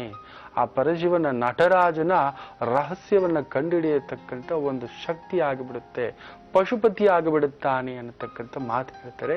ಅಷ್ಟು ಒಂದು ವಿಶೇಷವಾದಂಥ ಶಕ್ತಿ 3 ಮುಖ ರುದ್ರಾಕ್ಷಿಯಲ್ಲಿರತಕ್ಕಂಥದ್ದು. ಇದನ್ನ ಸಾಮಾನ್ಯವಾಗಿ ಯಾರಿಂದ ತಗೋಬಹುದು ಅನ್ನೋದನ್ನ ಮೊದಲು ತಿಳ್ಕೊಳ್ಳಿ. ಸ್ವಾಮಿಗಳಿಂದ, ಗುರುಗಳಿಂದ ತಗೋಬಹುದು, ದತ್ತಾತ್ರೇಯ ಉಪಾಸಕರಿಂದ ತಗೋಬಹುದು, ಗಾಯತ್ರಿ ದೇವಿ ಉಪಾಸಕರಿಂದ ತಗೋಬಹುದು, ಶೌಕ್ತರಿಂದ ತೆಗೆದುಕೊಳ್ಳತಕ್ಕಂಥದ್ದು, ಸ್ಮಾರ್ತರಿಂದ ತೆಗೆದುಕೊಳ್ಳತಕ್ಕಂಥದ್ದು, ವೇದೋಕ್ತ ಬ್ರಾಹ್ಮಣರಿಂದ ತೆಗೆದುಕೊಳ್ಳತಕ್ಕಂಥದ್ದು, ಶಿವನ ಪೂಜೆ ಮಾಡುವವರಿಂದ ತೆಗೆದುಕೊಳ್ಳತಕ್ಕಂಥದ್ದು, ಅನುಷ್ಠಾನ ಮಾಡಿಟ್ಟಿರ್ತಕ್ಕಂಥ ಒಂದು ಗುರುಮುಖೇನ ಕೂಡ ತೆಗೆದುಕೊಳ್ಳತಕ್ಕಂಥದ್ದು ಒಳ್ಳೆಯದಾಗುವುದು. ನೋಡಿ, ಈ ಒಂದು ರುದ್ರಾಕ್ಷಿಯನ್ನ ಸಾಮಾನ್ಯವಾಗಿ ಮಂತ್ರಗಳು ಕಲಿಯಬೇಕು, ತಂತ್ರಗಳು ಕಲಿಯಬೇಕು, ಲಲಿತಾ ಸಹಸ್ರನಾಮ, ಗಾಯತ್ರಿ ಸಹಸ್ರನಾಮ ಅದು ಒಲಿಬೇಕು. ಯಾವುದೋ ಗುರುಮುಖೇನ ಒಂದು ಮಂತ್ರವನ್ನು ಸಿದ್ಧಿ ಮಾಡ್ಕೊಂಡಿದ್ದೀರ ಅಂದ್ರೆ 3 ಮುಖ ರುದ್ರಾಕ್ಷಿಯನ್ನ ಅಧಿಮುಖ್ಯವಾಗಿ ಜೊತೆಯಲ್ಲಿಟ್ಕೊಂಡು ಮಂತ್ರ ಉಪಾಸನೆ ಏನಾದರೂ ಮಾಡ್ಕೊಳ್ಳಿಕ್ಕೆ ಶುರು ಹಚ್ಕೊಂಡ್ರಿ, ಯಾವುದಾದ್ರೂ ಕಾರ್ಯದೀಕ್ಷೆಯನ್ನ ಆ ಒಂದು ಮನಸ್ಸಿನಲ್ಲಿ ಇಟ್ಕೊಂಡು ಸಾಧನೆ ಮಾಡ್ಕೊಳ್ಳಿಕ್ಕೆ ಶುರು ಹಚ್ಕೊಂಡ್ರೆ ಬೇಗ ಒಲಿಯತಕ್ಕಂಥದ್ದಾಗುತ್ತೆ. ರಹಸ್ಯ, ಪರಮ ರಹಸ್ಯ, ಗುಪ್ತ ರಹಸ್ಯ, ವಿದ್ಯಾ ರಹಸ್ಯ, ಜ್ಞಾನ ರಹಸ್ಯ, ದೇವ ರಹಸ್ಯ, ಗುರು ರಹಸ್ಯ ಎಲ್ಲವನ್ನು ಅಷ್ಟು ಬೇಗ ತಿಳಿಸಿಕೊಡತಕ್ಕಂಥ ಶಕ್ತಿ ಈ ಒಂದು 3 ಮುಖ ರುದ್ರಾಕ್ಷಿಯಲ್ಲಿರ್ತಕ್ಕಂಥ ಒಂದು ಶಕ್ತಿ. ಇದರ ಬಗ್ಗೆ ಇನ್ನಷ್ಟು ಈ ಒಂದು ರುದ್ರಾಕ್ಷಿಯ ಬಗ್ಗೆ ತಿಳಿಸ್ಕೊಡ್ತೀನಿ. 3 ಮುಖ ತ್ರಿಮುಖಿ ರುದ್ರಾಕ್ಷಿಯ ಬಗ್ಗೆ ಕಾದು ನೋಡಿ ಮುಂದಿನ ಭಾಗದಲ್ಲಿ. ಈಗ ಒಂದು ಪತ್ರವನ್ನ ನೋಡೋಣ. ಸವಿತಾ ಅನ್ನೋರು ಪತ್ರವನ್ನ ಬರೀತಾ ಇದ್ದಾರೆ. ಅವರ ಮಗು ದರ್ಶನ್ ಬಗ್ಗೆ ಕೇಳಬೇಕು ಅಂತ. ಹುಟ್ಟಿದ ದಿನಾಂಕ 16/11/2010, ಸಂಜೆ 4:02 ಸಂಖ್ಯೆ 7 ಅಂತ ಕೂಡ ತಿಳಿಸಿದ್ದಾರೆ ಗುರುಜಿ. ಸಮಸ್ಯೆ ಏನಂದ್ರೆ ನನ್ನ ಮಗನಿಗೆ ಹೃದಯದ ತೊಂದರೆ ಇದೆ ಗುರುಜಿ. ಸಾಮಾನ್ಯವಾಗಿ ಚಿಕ್ಕ ಮಕ್ಕಳಿಗೆ ಬರುವ ಹಾರ್ಟ್ ಹೋಲ್ ಅಲ್ಲ ಗುರುಜಿ, ಇದು ಹಾರ್ಟ್ನಲ್ಲಿ ಬೇರೆ ತರಹದ ತುಂಬಾ ಕ್ರಿಟಿಕಲ್ ಸಮಸ್ಯೆನೇ ಇದೆ. ನಾನು ಸುಮಾರು 4-5 ಹಾಸ್ಪಿಟಲ್ ಸುತ್ತಿದ್ದೇನೆ. ಕಡೆಗೆ ಈಗ ಆಯುರ್ವೇದ ಔಷಧಿ ಕೊಡಿಸ್ತಾ ಇದ್ದೇನೆ. ಎಲ್ಲಾ ವೈದ್ಯರು ಒಂದೇ ಉತ್ತರ ಕೊಡ್ತಾರೆ, ನಿಮ್ಮ ಮಗುಗೆ ಆಪರೇಷನ್ ಕಷ್ಟ ಆಗತ್ತೆ, ಆಪರೇಷನ್ ಮಾಡಿದ ನಂತರ ಬದುಕೋದು ನಾವು ಹೇಳಕ್ಕಾಗಲ್ಲ, ಬದುಕಬಹುದು ಅಥವಾ ಇಲ್ಲ ಅಂತ ಕೂಡ ಹೇಳ್ತಾರೆ. ಇರೋವರೆಗೂ ಚೆನ್ನಾಗಿ ನೋಡ್ಕೊಂಬಿಡಿ ಮಗು ಬದುಕೋವರೆಗೂ ಅಂತ ತಿಳಿಸ್ತಾರೆ. ನಮಗ್ ತುಂಬಾ ಆತಂಕ ಆಗ್ತಿದೆ, ಮುಂದೇನಾಗುತ್ತೋ ಗೊತ್ತಿಲ್ಲ, ದಯವಿಟ್ಟು ನೀವೇನಾದ್ರೂ ದಾರಿ ತೋರಿಸಿ ಅಂತ ಕೇಳ್ತಾ ಇದ್ದಾರೆ. ಇರ್ಲಿ ತಾಯಿ, ಇಡೀ ಭಾರತವೇನು, ಇಡೀ ವಿಶ್ವದಲ್ಲಿಯೇ ತುಂಬಾ ಖ್ಯಾತಿವೆತ್ತ ಹೃದಯ ರೋಗ ನಿವಾರಣೆ ಮಾಡುವ ತಜ್ಞರ ಸಮೂಹವೇ ನಮ್ಮ ಕರ್ನಾಟಕ ಬೆಂಗಳೂರಿನಲ್ಲಿದೆ. ಅಷ್ಟು ದೊಡ್ಡ ವಿಶ್ವಖ್ಯಾತಿ ಆಸ್ಪತ್ರೆಗಳಿದ್ದಾವೆ. ಅದರಲ್ಲೂ ಜಯದೇವ ಹೃದೋಗ ಸಂಸ್ಥೆ ಇದೆಯಲ್ಲ, ಪವಾಡಗಳನ್ನೇ ಮಾಡುತ್ತಿರುವಂತಹ ಲಕ್ಷಾಂತರ ಜನರ ನಾಡಿ ಬಡಿತ ಸರಿಯಾಗಿ ನಿಲ್ಲಿಸಿರತಕ್ಕಂಥ ಒಂದು ಅತ್ಯದ್ಭುತ ಸರ್ಕಾರಿ ಆಸ್ಪತ್ರೆ ತಾಯಿ. ಸರ್ಕಾರಿ ಆಸ್ಪತ್ರೆ ಅಂತ ಅಯ್ಯೋ ಹೆಂಗ್ ನೋಡ್ತಾರೋ ಅಂತ ಅನ್ಕೋಬೇಡಿ. ತುಂಬಾ ಒಳ್ಳೆ ದೊಡ್ಡ ವ್ಯವಸ್ಥಾಪಕ ಮಂಡಳಿ ಇದೆಮ್ಮ, ತುಂಬಾ ದೊಡ್ಡ ದಾನಿಗಳು, ತುಂಬಾ ಹಲವಾರು ಜನರ ಪರಿಶ್ರಮ, ಸಂಕಲ್ಪ, ಶಕ್ತಿ ಅದರ ಹಿಂದ್ಗಡೆ ಇರ್ತಕ್ಕಂಥದ್ದು. ಒಂದ್ಸಲಿ ಬಂದು ಅಲ್ಲಿ ತೋರಿಸಿ. ಕೈಗುಣ ಇರುವ ಡಾಕ್ಟರ್ಗಳು ಮ್ಯಾಜಿಷಿಯನ್ಸ್ ಇದ್ದಾರೆ, ಮ್ಯಾಜಿಕ್ ಅಂತ ಹೇಳ್ತಿರ್ತವೆ. ಅಯ್ಯೋ ಅವ್ರ ಕೈಯಲ್ಲಿ ಮುಟ್ಟಿಸ್ಕೊಂಡ್ರೆ ವಾಸಿ ಆಯ್ತಂತೆ ಅನ್ನತಕ್ಕಂಥ ಮಾತು ಕೇಳಿದ್ದೇವೆ. ನನಗೆ ಅಲ್ಲಿ ನಾವು ತುಂಬ ದೊಡ್ಡ ಡಾಕ್ಟರ್ ಪರಿಚಯ ಇದ್ದಾರೆ, ಡಾಕ್ಟರ್ ಮಂಜುನಾಥ್ ಅಂತ. ನಿಜವಾಗ್ಲೂ ಅವ್ರನ್ನ ನಾನು ತುಂಬ ಆಭಾರಿ. ಅವ್ರು ಕರ್ಕೊಂಡೋಗಿ ಒಂದೊಂದು ತೋರಿಸ್ತಿರ್ಬೇಕಾದ್ರೆ ಇಷ್ಟೆಲ್ಲ ಸೇವೆಗಳು ಈ ನಮ್ಮ ಆಸ್ಪತ್ರೆಯಲ್ಲಿ ಬೆಂಗಳೂರಿನಲ್ಲಿದೆ, ಎಷ್ಟೋ ಜನಕ್ಕೆ ಗೊತ್ತಿಲ್ಲ. ಯಾವುದ್ಯಾವುದೋ ಆಸ್ಪತ್ರೆಗಳಿಗೆ ಹೋಗ್ತೇವೆ. ಹಾಗೂ ಮಕ್ಕಳಿಗೆ ದೋಷವಾದಾಗ, ಆ ಮಕ್ಕಳಿಗೆ ಏನಾದರೂ ಹೃದಯ ರೋಗ ಸಮಸ್ಯೆಗಳು ಬಂದಾಗ ಈ ಒಂದು 3 ಮುಖ ರುದ್ರಾಕ್ಷಿಯಲ್ಲಿ ಒಂದು ಅದ್ಭುತವಿದೆ. ಪ್ರತಿನಿತ್ಯ ಒಂದು ಬೆಳ್ಳಿ ಲೋಟದಲ್ಲಿ, ಇಲ್ಲ ಬೆಳ್ಳಿ ಲೋಟ ಇಲ್ಲ ಗುರುಗಳೇ ಅನ್ನತಕ್ಕಂಥದ್ದಾದರೆ ಒಂದು ಲೋಟದಲ್ಲಿ ಬೆಳ್ಳಿ ನಾಣ್ಯವನ್ನಾದರೂ ಹಾಕಿಬಿಟ್ಟು ಅದರಲ್ಲಿ ತುಳಸಿ ತೀರ್ಥ ನೀರಿನಲ್ಲಿ ಹಾಕಿ ಸ್ವಲ್ಪ ಒಂದು ಲೋಟ ಪೂರ್ತಿ ಹಾಕಿ ಒಂಚೂರು ತುಳಸಿ ತೀರ್ಥ ಹಾಗೂ ಈ ರುದ್ರಾಕ್ಷಿನ ಹಾಕಿಟ್ಟು ಬಿಡಿ. ಬೆಳಿಗ್ಗೆ ಎದ್ದು ಆ ನೀರು ಕುಡಿಸ್ತಕ್ಕಂಥದ್ದು, ರಾತ್ರಿ ಹಾಕಿಟ್ಟು ಬೆಳಿಗ್ಗೆ ಎದ್ದು ಆ ನೀರು ಕುಡಿಸ್ತಕ್ಕಂಥದ್ದು ಮಾಡಿಸ್ತಾ ಬನ್ನಿ. ನಂಜನಗೂಡು ನಂಜುಂಡೇಶ್ವರ ಒಮ್ಮೆ ಅಭಿಷೇಕವನ್ನ ಮಾಡಿಸ್ಕೊಂಡು ಬನ್ನಿ. ಇಲ್ಲಿಯ ಹತ್ತಿರದಲ್ಲಿರ್ತಕ್ಕಂಥ ಜಲಕಂಠೇಶ್ವರ ದೇವಸ್ಥಾನ ತುಂಬಾ ವಿಶೇಷತೆ. ಬೆಂಗಳೂರಿನ ಕಲಾಸಿಪಾಳ್ಯದ ಒಳಗಡೆ ಇರ್ತಕ್ಕಂಥ ತುಂಬಾ ಅಪರೂಪದ ಹಳೆಯ ವಿಸ್ಮಯಕಾರಿ ಮಾಡುತ್ತಿರ್ತಕ್ಕಂಥ ಬಹುವಿಶೇಷ ದೇವಸ್ಥಾನ. ಭವಬಂಧಗಳ ದೋಷವನ್ನು ನಿವಾರಣೆ ಮಾಡತಕ್ಕಂಥ ಜಲಕಂಠೇಶ್ವರ ಈ ಭಗವಂತನಿಗೆ ಮಾಡಿರ್ತಕ್ಕಂಥ ಜಲದಿಂದ ಮಾಡಿರ್ತಕ್ಕಂಥ ಅಭಿಷೇಕದ ತೀರ್ಥವನ್ನ ಪ್ರಸಾದವನ್ನ ತಗೊಂಡ್ರೆ ಎಂತಹ ಒಂದು ದೋಷ ಕೂಡ ಹೋಗುತ್ತೆ ಅನ್ನತಕ್ಕಂಥ ಮಾತು ಕೇಳಿದೇವಮ್ಮ. ಇಲ್ಲ, ಗವಿಗಂಗಾಧರೇಶ್ವರ ಅದು ಪವಾಡ ಸದೃಶವೇ. ಕಾಡುಮಲ್ಲೇಶ್ವರ ಇನ್ನೊಂದು ಮಹಾಮಹಿಮ. ಸೋಮೇಶ್ವರ ಅಂತೂ ನನಗೆ ತುಂಬಾ ಇಷ್ಟ. ಹಲಸೂರು ಸೋಮೇಶ್ವರ ಬೆಂಗಳೂರಿನಿಂದ. ಯಾಕೆ ಈ 4 ಮೂಲೆಯ ಈ 4 ಶಂಕರರ ಬಗ್ಗೆ ನಾನು ಆಗಾಗ ಹೇಳ್ತಿರ್ತೇನೆ ಅಂದ್ರೆ, ಶಂಕರಾಚಾರ್ಯರು ನಡೆದಾಡಿದಂಥ ಕ್ಷೇತ್ರ ಇದು. ಕಾಲಡಿಯಿಂದ ಕಾಶಿಗೆ ಹೋಗುವಾಗ ಈ ಕಡೆನೆ ಹೋಗಿದ್ದು ಆ ಒಂದು ಸೋಮೇಶ್ವರ ದೇವಸ್ಥಾನದಲ್ಲಿ ಶ್ರೀಚಕ್ರ ಪ್ರತಿಷ್ಠಾಪನೆ ಮಾಡಿ ಆ ದೇವಿಗೆ ಸಂಕಲ್ಪ ಮಾಡಿ ಹೋಗಿರ್ತಕ್ಕಂಥದ್ದು ಕಾಮಾಕ್ಷಿಗೆ ಅನ್ನತಕ್ಕಂಥ ಮಾತು ತಾಯಿ. ಒಮ್ಮೆ ಆಯ್ತು ಅಂದ್ರೆ ಆ ಕಾಮಾಕ್ಷಿಗೆ ಲಲಿತಾ ಸಹಸ್ರನಾಮ ಬಂದು ಕುಳಿತು ಜಪ ಮಾಡಿಕೊಂಡು ಮಾಡಿಸಿ ಆ ಶಿವನಿಗೆ ಅಭಿಷೇಕಕ್ಕೆ ಕೊಟ್ಟು ಆ ತೀರ್ಥ ಪ್ರಸಾದ ತಗೊಳ್ಳಿ ಆ ಸೋಮೇಶ್ವರರಿಗೆ. ಯಾಕೆ ಒಳ್ಳೇದಾಗುವುದಿಲ್ಲ ನಾನು ನೋಡ್ತೇನೆ, ಒಳ್ಳೇದಾಗುತ್ತೆ. ಅಷ್ಟು ಒಂದು ಗಂಡಾಂತರಕಾರಿ ಜಾತಕವಂತೂ ಅಲ್ಲ. 2015ರವರೆಗೂ ಈ ಎಳೆದಾಟ ಅನ್ನಿಸ್ತಕ್ಕಂಥದ್ದು ಅನಿಸುತ್ತೆ ತಾಯಿ. 2015 ಆತಂಕಕ್ಕೆ ಒಳಗಾಗಬೇಡಿ. ಚಂದ್ರನಿಗೆ ಬಹುವಿಶೇಷವಾಗಿ ಈಗ ಗುರುಬಲ ಬಂದಿದೆ ಕುಂಭರಾಶಿಗೆ.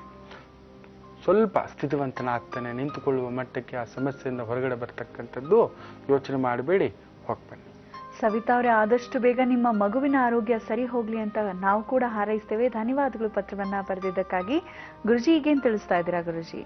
ಈ ಒಂದು 3 ಮುಖ ರುದ್ರಾಕ್ಷಿಯ ಬಗ್ಗೆ ತಿಳಿಸ್ತಕ್ಕಂಥದ್ದು ನೋಡಿ. ಸಾಮಾನ್ಯವಾಗಿ ಈ 3 ಮುಖ ರುದ್ರಾಕ್ಷಿಯನ್ನ ಯಾರು ಧರಿಸ್ತಾರೋ ಅವ್ರು ಮಹಾ ಮೇಧಸ್ಸು ಉಳ್ಳವರಾಗ್ತಾರೆ ಅನ್ನತಕ್ಕಂಥ ಮಾತು ಹೇಳ್ತಾರೆ. ಆತನ 3ನೇ ಕಣ್ಣು ತೆಗೆಯಲ್ಪಡೆಯುತ್ತೆ. ಆತನ ಸಪ್ತಮ ಇಂದ್ರಿಯ 7ನೇ ಇಂದ್ರಿಯ ಇದೆ. ಎಷ್ಟೋ ಜನಕ್ಕೆ ಗೊತ್ತಿಲ್ಲ, ಬರೀ ನಮ್ಗೆ ಪಂಚೇಂದ್ರಿಯ ಅಷ್ಟೇ ಇರೋದು ಅಂತ ಅನ್ಕೋತಾರೆ. ಇಲ್ಲ, 6ನೇ ಇಂದ್ರಿಯ ಇದೆ. 6th ಸೆನ್ಸ್ ಅಂತ ಹೇಳ್ತೇವೆ. ನಮಗೇನೋ ಒಂದು ಅಗೋಚರವಾಗಿರೋದನ್ನ ತೋರಿಸ್ಕೊಡುತ್ತೆ. ಹಾಗೆ 7ನೇ ಇಂದ್ರಿಯ ಒಂದಿದೆ. ಅದು ಮುಂದಕ್ಕೆ ನಡೆಯತಕ್ಕಂಥದ್ದರ ಒಂದು ಸೂಚನೆ, ಫಲಕಾಯ ಪ್ರವೇಶ, ಕುಂಡಲಿನಿ ಶಕ್ತಿಯ ಒಂದು ರೂಪ ಅನ್ನತಕ್ಕಂಥ ಮಾತು ಹೇಳ್ತೇವೆ. ಅಂತಹ ಶಕ್ತಿಯನ್ನ ಜಾಗೃತಗೊಳಿಸ್ತಕ್ಕಂಥದ್ದಾಗುತ್ತೆ.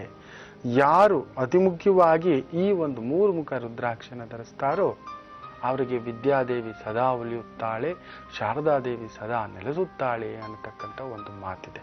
ಅಷ್ಟು ಒಂದು ವಿಶೇಷ. ಈ ಒಂದು 3 ಮುಖ ರುದ್ರಾಕ್ಷಿ ಬಗ್ಗೆ ಹೇಳ್ತಾ ಹೋಗ್ತಿದ್ರೆ ಒಂದೊಂದಲ್ಲ. ಅದರಲ್ಲೂ ಯಾರಿಗೆ ತುಂಬ ಹೈ BP ಪ್ರಾಬ್ಲಮ್ ಇದೆಯೋ, ಎಷ್ಟೇ ಔಷಧ ತಗೊಂಡ್ರೂ ನಾರ್ಮಲ್ ಆಗ್ತಾ ಇಲ್ವೋ ಅಂತಹವರು ಈ 3 ಮುಖ ರುದ್ರಾಕ್ಷಿಯನ್ನು ಧಾರಣೆ ಮಾಡಿದರೆ ಆರೋಗ್ಯವಂತರಾಗ್ತಾರೆ. BP ನಾರ್ಮಲ್ ಆಗಿ ಇರುತ್ತೆ ಅನ್ನತಕ್ಕಂಥ ಮಾತಿದೆ. ಯಾರಿಗೆ ಲೋ BP ನೋಡಿ, BP ಪ್ರಾಬ್ಲಮ್ಗಂತೂ that is one of the fantastic medicine ಅನ್ನತಕ್ಕಂಥ ಮಾತು ಹೇಳ್ತಾರೆ. 3 ಮುಖ ರುದ್ರಾಕ್ಷಿಯನ್ನ ತುಳಸಿ ತೀರ್ಥ ಇಲ್ಲವೇ ಭಗವಂತನ ಅಭಿಷೇಕ ಮಾಡಿರ್ತಕ್ಕಂಥ ಆ ಒಂದು ಜಲಾಭಿಷೇಕ, ಇಲ್ಲ ನಿಮ್ಮ ಮನೆಯಲ್ಲಿ ಧರ್ಮಸ್ಥಳ ಮಂಜುನಾಥದ ತೀರ್ಥ ಏನಾದರೂ ಇತ್ತು ಅಂತ ಹೇಳಿದ್ರೆ ಒಂದು ಲೋಟದಲ್ಲಿ ಹಾಕಿಟ್ಟು ಬೆಳಿಗ್ಗೆ ಎದ್ದ ತಕ್ಷಣ ಆ ಒಂದು ಸ್ನಾನ ಮಾಡಿದ ತಕ್ಷಣ ಹಾಕಿಟ್ಬಿಡಿ. ಪೂಜೆಗೆ ಹೋಗ್ತಿರಲ್ವಾ, ಆ ಒಂದು ಮಂಜುನಾಥರ ಸ್ವಾಮಿಯ ತೀರ್ಥವನ್ನ ಒಂದು ಲೋಟದಲ್ಲಿ ಹಾಕಿಟ್ಟು ಈ ಒಂದು 3 ಮುಖ ರುದ್ರಾಕ್ಷಿ ಅದರಲ್ಲಿ ಹಾಕಿ, ಪೂಜೆ ಮಾಡಿರತಕ್ಕಂತಹ ತುಳಸಿಯನ್ನ ಒಂದು 3 ಎಲೆ ಅದರಲ್ಲಿ ಹಾಕಿ ಇಟ್ಟುಬಿಡಿ. ತಿಂಡಿಯೆಲ್ಲ ಆಗಿ ರೆಡಿ ಆಗಿ ಕೆಲಸಕ್ಕೆ ಹೋಗ್ತಕ್ಕಂಥ ಸಂದರ್ಭದಲ್ಲಿ ಆ ಒಂದು ತೀರ್ಥವನ್ನ ಸ್ವಲ್ಪ ತೆಗೆದುಕೊಳ್ತಕ್ಕಂಥದ್ದು ಮಾಡಿ ನೋಡಿ. ನಿಮ್ಮ BP ಕಂಟ್ರೋಲ್ಗೆ ಬರುತ್ತೆ, ನಿಮ್ಮ ಟೆನ್ಷನ್ ಕಂಟ್ರೋಲ್ಗೆ ಬರುತ್ತೆ, ನಿಮ್ಮ ಸ್ಟ್ರೆಸ್ ಕಂಟ್ರೋಲ್ಗೆ ಬರ್ತಕ್ಕಂಥದ್ದು ಬರುತ್ತೆ. ನಿದ್ರಾಹೀನತೆಯ ಸಮಸ್ಯೆಯಿಂದ ಬಳಲ್ತಿರ್ತಕ್ಕಂಥದ್ದು, ರಾತ್ರಿ ಎಲ್ಲ ನಿದ್ದೆ ಇಲ್ಲ, ಬೆಳಿಗ್ಗೆ ಹೆಂಗಪ್ಪ ಕೆಲಸಕ್ಕೆ ಹೋಗೋದು ಆಗುತ್ತಾ ಅನ್ನತಕ್ಕಂಥವ್ರಿಗೆ ವಿಶೇಷ. ಯಾರಿಗೆ ಅದರಲ್ಲೂ ಮುಖ್ಯವಾಗಿ ರಕ್ತದ ವಾಂತಿ ಆಗ್ತಿರುತ್ತೋ ಅಂತಹವರು ಕೂಡ ಈ 3 ಮುಖ ರುದ್ರಾಕ್ಷಿ ತೀರ್ಥವನ್ನ ಸೇವನೆ ಮಾಡುವುದು ಮಾಡಲೇಬೇಕು ಅನ್ನತಕ್ಕಂಥದ್ದಿದೆ. ಹಾಗೂ ಸ್ತ್ರೀಯರಿಗೆ ಪ್ರಸವ ಕಾಲದಲ್ಲಿ ಅವರ ರಕ್ತಕ್ಕೂ ಮಗುವಿನ ರಕ್ತಕ್ಕೂ ವೇರಿಯೇಷನ್ ಇದೆ. ಹುಟ್ಟುವ ಮಗುವಿನ ಒಂದು ಬ್ಲಡ್ ಸರ್ಕ್ಯುಲೇಷನ್ ಪ್ರಾಬ್ಲಮ್ ಆಗುತ್ತೆ.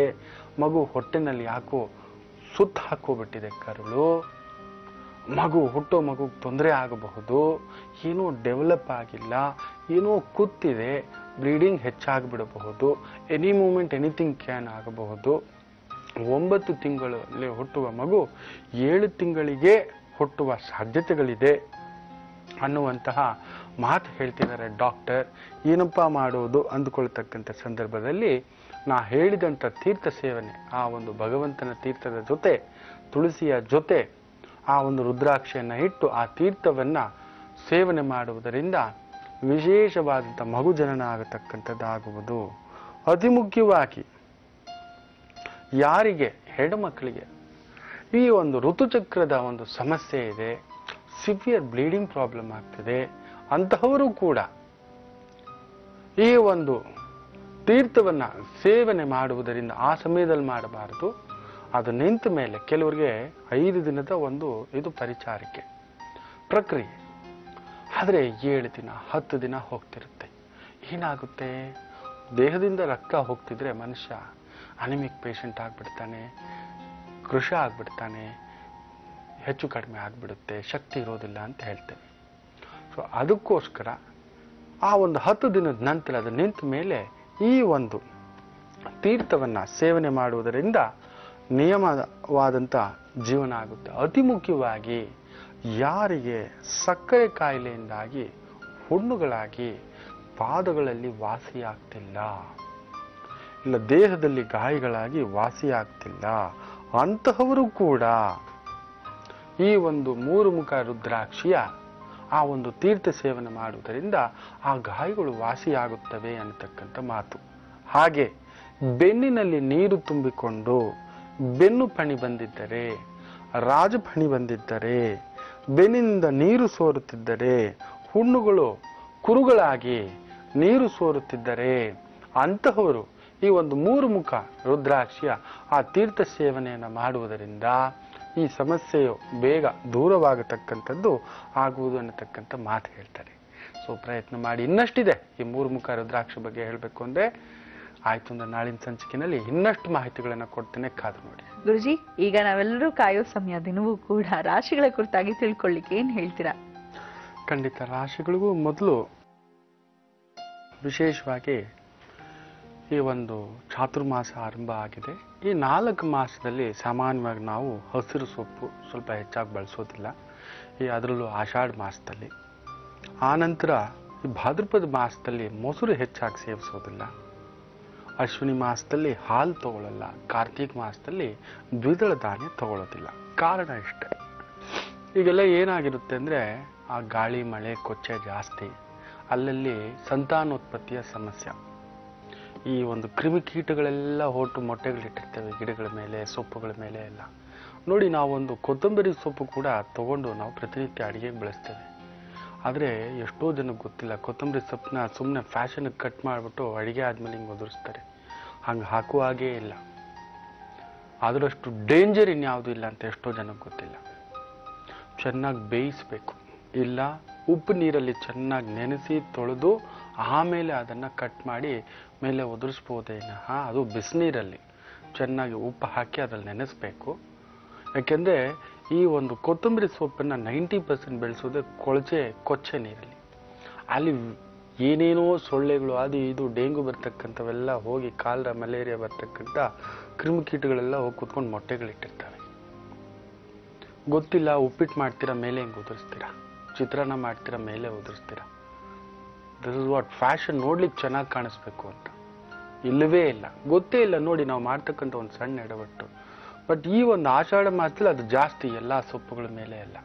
ಸೊ ಆ ಒಂದು ಸೊಪ್ಪುಗಳನ್ನು ಬಳಸಬೇಕಾದ್ರೆ ತುಂಬ ಎಚ್ಚರಿಕೆಯಿಂದ ಬಳಸಬೇಕು, ಹೆಚ್ಚಾಗಿ ಸೊಪ್ಪನ್ನು ತಿನ್ನಬಾರ್ದು ಅಂತಕ್ಕಂಥ ಮಾತಿದೆ. ಆ ನಂತರ ಹೇಳಿದೆ ಮೊಸರು. ಈ ಭಾದ್ರಪದ ಮಾಸದಲ್ಲಿ ಏನಾಗುತ್ತೆ ಅಂದರೆ ಆ ಹುಳಿ ಅಂಶ ಏನಾಗುತ್ತೆ, ಕೆಡತಕ್ಕಂಥದ್ದಾಗುತ್ತೆ ನಮ್ಮಲ್ಲಿ. ಆಗ ಒಂಥರ ತುಂಬ ಬೇಗ ಕೋಲ್ಡ್ ಇಂಪ್ಯಾಕ್ಟ್ ಬೇಗ ಆಗ್ತಕ್ಕಂಥದ್ದು. ಮೊದಲೇ ಮೊಸರು ಹುಳಿಕಾರಕತ್ವ, ಸೊ ಇನ್ನೂ ಬೇಗ ಗ್ಯಾಸ್ಟ್ರಿಕ್ ಪ್ರಾಬ್ಲಮ್ ಎಲ್ಲ ಹಾಗೆ ಅನಾರೋಗ್ಯ ಪೀಡಿತರಾಗಿ ಬಿಡ್ತೇವೆ. ಬೇಗ dust allergy, throat infection, water infection, ಗಂಟ್ಲು ಇನ್ಫೆಕ್ಷನ್, ಈ ಒಂದು ಟಾನ್ಸಿಲ್ ಪ್ರಾಬ್ಲಮ್ಸ್ ಎಲ್ಲ ಜಾಸ್ತಿ ಆಗಿಬಿಡುತ್ತೆ ಅಂತ ಈ ಮೊಸರು ಮಜ್ಜಿಗೆಗೆ ಸಂಬಂಧಪಟ್ಟಂಥದ್ದು ಹೆಚ್ಚಾಗಿ ಭಾದ್ರಪದ ಮಾಸದಲ್ಲಿ ತಗೋಬಾರ್ದು. ಬೇಗ ಆ ಕ್ರಿಮಿಕೀಟಗಳು ಕುಳಿತುಕೊಂಡು ಆ ಫಂಗಸ್ ಥರ, ಮೊಸರು ಅಂದ್ರೇ ಕೆಟ್ಟಿರೋದು, ಅದು ಇನ್ನಷ್ಟು ಕೆಟ್ಟು ನಮಗೆ ಆರೋಗ್ಯ ಕೆಡಿಸ್ಬಿಡುತ್ತೆ ಅನ್ನತಕ್ಕಂಥ ಒಂದು ಮಾತು. ಇನ್ನು ನೋಡಿ, ಅಶ್ವಿನಿ ಮಾಸದಲ್ಲಿ ಹಾಲು ತಗೋಬಾರ್ದು ಅಂತಾರೆ. ಕಾರಣ ಅಷ್ಟೇ, ಆಗ ಈ ಒಂದು ಪ್ರಾಣಿಗಳು, ಮುಖ್ಯವಾಗಿ ಹಾಲು ಎಲ್ಲಿಂದ ತಗೋತೇವೆ? ಹಸುವಿನಿಂದ. ಆ ಹಸುಗೆ ಆಹಾರ ಏನು? ಅದು ಮಾಮೂಲಿ ಸಸ್ಯಗಳನ್ನೆಲ್ಲ ತಿಂತಕ್ಕಂಥದ್ದು, ಹುಲ್ಲನ್ನೆಲ್ಲ. ಈ ಅಶ್ವಿನಿ ಮಾಸದಲ್ಲಿ ಏನಾಗುತ್ತೆ ಅಂದರೆ, ಆ ಗದ್ದೆ ಎಲ್ಲ ರಾಡಿ ಎದ್ದೋಗ್ಬಿಟ್ಟಿರುತ್ತೆ. ಅಲ್ಲಲ್ಲಲ್ಲ ಆ ಕ್ರಿಮಿಕೀಟಗಳು ಆ ಒಂದು ಗಿಡಗಳ ಮೇಲೆ ಬಂದು ಕುಳಿತಿರ್ತಕ್ಕಂಥದ್ದು, ಅದನ್ನು ತಿಂದು ಅದು ದೇಹದ ಒಳಗಡೆ ಹೋಗಿ ಕಾಯಿಲೆ ಆಗಿರುತ್ತೆ ಅದಕ್ಕೂ ಕೂಡ. ಅದಕ್ಕೆ ಪ್ರಾಣಿಗಳಿಗಾಗ ತುಂಬ ನೋಡ್ಕೊಂಡು ಮೇವನ್ನು ಹುಷಾರಾಗಿ ಕೊಡ್ತಾರೆ. ಎಲ್ಲೆಂದರೆ ಅಲ್ಲಿ ಕರ್ಕೊಂಡೋಗಿ ತಿನ್ನಲಿಕ್ಕೆ ಬಿಡೋದಿಲ್ಲ. ಸೊ ಅದು ತಿಂದು ಅದಕ್ಕೆ ಮೊದಲೇ ಕಾಯಿಲೆ ಇದೆ, ಅದರಿಂದ ತಗೊಂಡಿರ್ತಕ್ಕಂಥ ಹಾಲನ್ನು ತಿಂದರೂ ಕೂಡ ನಮ್ಮ ದೇಹ ಆರೋಗ್ಯ ಕೆಡುತ್ತೆ ಅಂತ ಗುರುಗಳು ಇದನ್ನು ಮೊದಲೇ ಯೋಚನೆ ಮಾಡಿ ಹಾಲು ನಿಷಿದ್ಧ ಈ ಒಂದು ಮಾಸ ಅಂತ ಮಾಡಿದ್ರು. ಆಮೇಲೆ ಕಾರ್ತಿಕ ಮಾಸದಲ್ಲಿ ಅತಿ ಮುಖ್ಯವಾಗಿ ದ್ವಿದಳ ಧಾನ್ಯ ತಿನ್ನಬಾರದು ಅಂತ. ಯಾಕೆ ಗೊತ್ತಾ? ಕಾರ್ತಿಕ ಮಾಸ ಅಂದರೆ ಹೆಚ್ಚು ಕಡಿಮೆ ಯಾವಾಗ ಬರುತ್ತೆ? ನವೆಂಬರ್, ಹೆಚ್ಚು ಕಡಿಮೆ ಡಿಸೆಂಬರ್ ಹತ್ತತ್ರ. ಒಂದೇ ಒಂದು ಆಗಿನ ಒಂದು ದ್ವಿದಳ ಧಾನ್ಯ ಅಂದರೆ, ಒಂದು ಎಕ್ಸಾಂಪಲ್ ತಗೊಳ್ಳಿ, ಅವರೆಕಾಯಿ. ಎಲ್ಲೆಲ್ಲಿ ನೋಡಿದ್ರು ಹುಳುಗಳು ಎದ್ದು ಬರ್ತಕ್ಕಂಥ ಒಂದು ಭಾವ. ಸೊ ಆ ಒಂದು ಬೇಳೆಕಾಳುಗಳಲ್ಲಿ ಹುಳುಗಳಿರುತ್ತೆ, ಗೊತ್ತಿಲ್ಲದೆ ಅದನ್ನು ಹಾಕಿ ಬೇಯಿಸಿ ಏನೋ ಒಂದು ತಿಂದು ಒಳಗಡೆ ಹೋಗಿ ದೇಹ ಕೆಡುತ್ತೆ ಅನ್ನತಕ್ಕಂಥ ಕಾರಣದಿಂದ ದ್ವಿದಳ ಧಾನ್ಯಗಳನ್ನು ತಿನ್ನಬೇಡಿ. ಎಲ್ಲ ಸ್ಟೋರೇಜ್ ಮಾಡಿಟ್ಟಿರ್ತೀವಿ, ಹುಳುಕ್ ಬಂದ್ಬಿಟ್ಟಿರುತ್ತೆ, ಶುದ್ಧಿ ಮಾಡ್ಕೋಬೇಕು. ಅಷ್ಟು ಶುದ್ಧಿ ಮಾಡೋ ಟೈಮ್ ಇರೋದಿಲ್ಲ, ಚಳಿಗಾಲ ಎಲ್ಲ ಮುಗ್ಗುಲು ಬಂದ್ಬಿಟ್ಟಿರುತ್ತೆ, ತುಂಬಿಸಿಟ್ಟಿರ್ತಕ್ಕಂಥದ್ದು. ಮಾರ್ಚಲ್ಲಿ ಆ ಬೇಳೆಕಾಳುಗಳು ಸ್ಟೋರೇಜ್ ಮಾಡಿಟ್ಟಿರ್ತಕ್ಕಂಥದ್ದು ಆ ಥಂಡಿಗಾಲದಲ್ಲಿ ಯಾರು ಶುದ್ಧಿ ಮಾಡ್ಕೊಂಡು ಕುತ್ಕೋತಾರೆ? ಚಳಿ ಅಂತ ಹೇಳಿ ಸುಮ್ಮನೆ ಇರ್ತೀವಿ, ಏನೋ ಸಿಕ್ತು ಅಂತ ತೊಗೊಂಡು ಅಡುಗೆಗೆ ಹಾಕಿ ಅದರಲ್ಲಿ ಇನ್ನೇನೋ ಒಂದು ಆ ಫಂಗಸ್ ಥರ ಬೆಳೆದು ಅದು ನಮ್ಮ ದೇಹದ ಒಳಗಡೆ ಸೇರಿ ನಮ್ಮ ದೇಹ ಆರೋಗ್ಯ ಕೆಡುತ್ತೆ ಅಂತೇಳಿ ಈ 4 ಮಾಸ ನೋಡಿ ಗುರುಗಳು ಅದನ್ನು ಮೊದಲೇ ಅದಕ್ಕೊಂದು ಸಿಸ್ಟಮ್ ಮಾಡಿಟ್ರು, ಚಾತುರ್ಮಾಸ. ಅದು ಕೂಡ ನೋಡಿ, ಗುರುಗಳು ಯಾಕೆ ಪ್ರಯಾಣ ಮಾಡೋದಿಲ್ಲ? ಗುರುಗಳ ನಿಯಮ ಏನು? ಅವರು ಪ್ರಾಣಿ ಪಕ್ಷಿಗಳಿಗೆ, ಮನುಷ್ಯರಿಗೆ ಯಾರಿಗೂ ತೊಂದರೆ ಕೊಡಬಾರ್ದು ಅಂತ. ಗುರುಗಳು ಎಲ್ಲಿ ಹೋದ್ರು ಕೂಡ ಅವ್ರ ಜೊತೆಲಿ ಸುಮಾರು ಕಡಿಮೆ ಅಂದ್ರೆ 100 ಜನ ಬರ್ತಾರೆ. ಗುರುಗಳು ಬಂದ್ರು. ಈ ಹೊಲ ತೊಟ್ಟ ಗದ್ದೆಗಳು ಹಾಗೆಲ್ಲ ಹಳ್ಳಿಕಟ್ಟೆ ಜನಗಳು ಸೇರ್ಕೊಬಿಟ್ಟು ಅಂದ್ರೆ ಓಡಾಡ್ತಾ ಆ ಒಂದು ಸಂತಾನೋತ್ಪತ್ತಿಯ ಸಂದರ್ಭ, ಕ್ರಿಮಿಕೀಟಗಳು ಒಂದ್ರ ಕಡೆಯಿಂದ ಒಂದ್ರ ಕಡೆ ಹಾರಾಡ್ತಿರ್ತವೆ. ಸೊ ಅವು ಹಾರಾಡಿಲ್ಲ ಅಂದ್ರೆ, ಸಂತಾನೋತ್ಪತ್ತಿ ಮಾಡಿಲ್ಲ ಅಂದ್ರೆ ನಮಗೆ ಬೆಳೆನೇ ಹತ್ತಲ್ಲ. ನೆನ್ಪಿಟ್ಕೊಳ್ಳಿ, ಆ ದ್ಯುತಿ ಸಂಶ್ಲೇಷಣ ಕ್ರಿಯೆನೇ ನಡೆಯೋದಿಲ್ಲ, ಮರ ಗಿಡ ಎಲ್ಲ ಹಣ್ಣುಗಳು ಏನೂ ಬಿಡೋದಿಲ್ಲ. ಅಂಥದ್ರಲ್ಲಿ ಇವರುಗಳು ಸುತ್ತಾಡ್ಕೊಂಡಿತ್ತು ಅಂದ್ರೆ ಜನಗಳ ಗಾಬರಿಯಿಂದ ಕ್ರಿಮಿಕೀಟಗಳೆಲ್ಲ ಸತ್ತೋಗ್ತವೆ, ತುಳಿದು ಹಾಕಿ ಸಾಯಿಸ್ಬಿಡ್ತೇವೆ ನಾವು ಅಂತೇಳಿ ಗುರುಗಳು ಒಂದು ಕಡೆ ಏಕಾಂತ. ಆ ಓಡಾಡಿ ಕೂಡ ಆ ಕ್ರಿಮಿಕೀಟಗಳನ್ನ ಸಾಯಿಸೋದು ಬೇಡ, ಅವುಗಳಿಂದ ಸೃಷ್ಟಿಕ್ರಿಯೆ ನಡೆಯುತ್ತಿದೆ, ಪ್ರಕೃತಿ ಇದ್ದಾಳೆ ಅನ್ನತಕ್ಕಂಥ ಒಂದು ಕಾರಣದಿಂದ ಒಂದ್ ಕಡೆ ಕುತ್ಕೊಬಿಡ್ತಾರೆ. ನದಿ ದಾಟೋಲ್ಲ, ಊರು ದಾಟೋಲ್ಲ ಅನ್ನತಕ್ಕಂಥ ಒಂದು ನಿಯಮಕ್ಕೆ. ಅಷ್ಟು ನಿಯಮ ಅದನ್ನು ತಿಳ್ಕೊಂಡಿದ್ರು, ಅದಕ್ಕೆ ಒಂದು ಚಾತುರ್ಮಾಸ ಅಂತ ಹಾಕೊಂಡಿತ್ತು ಅವ್ರಿಗೆ.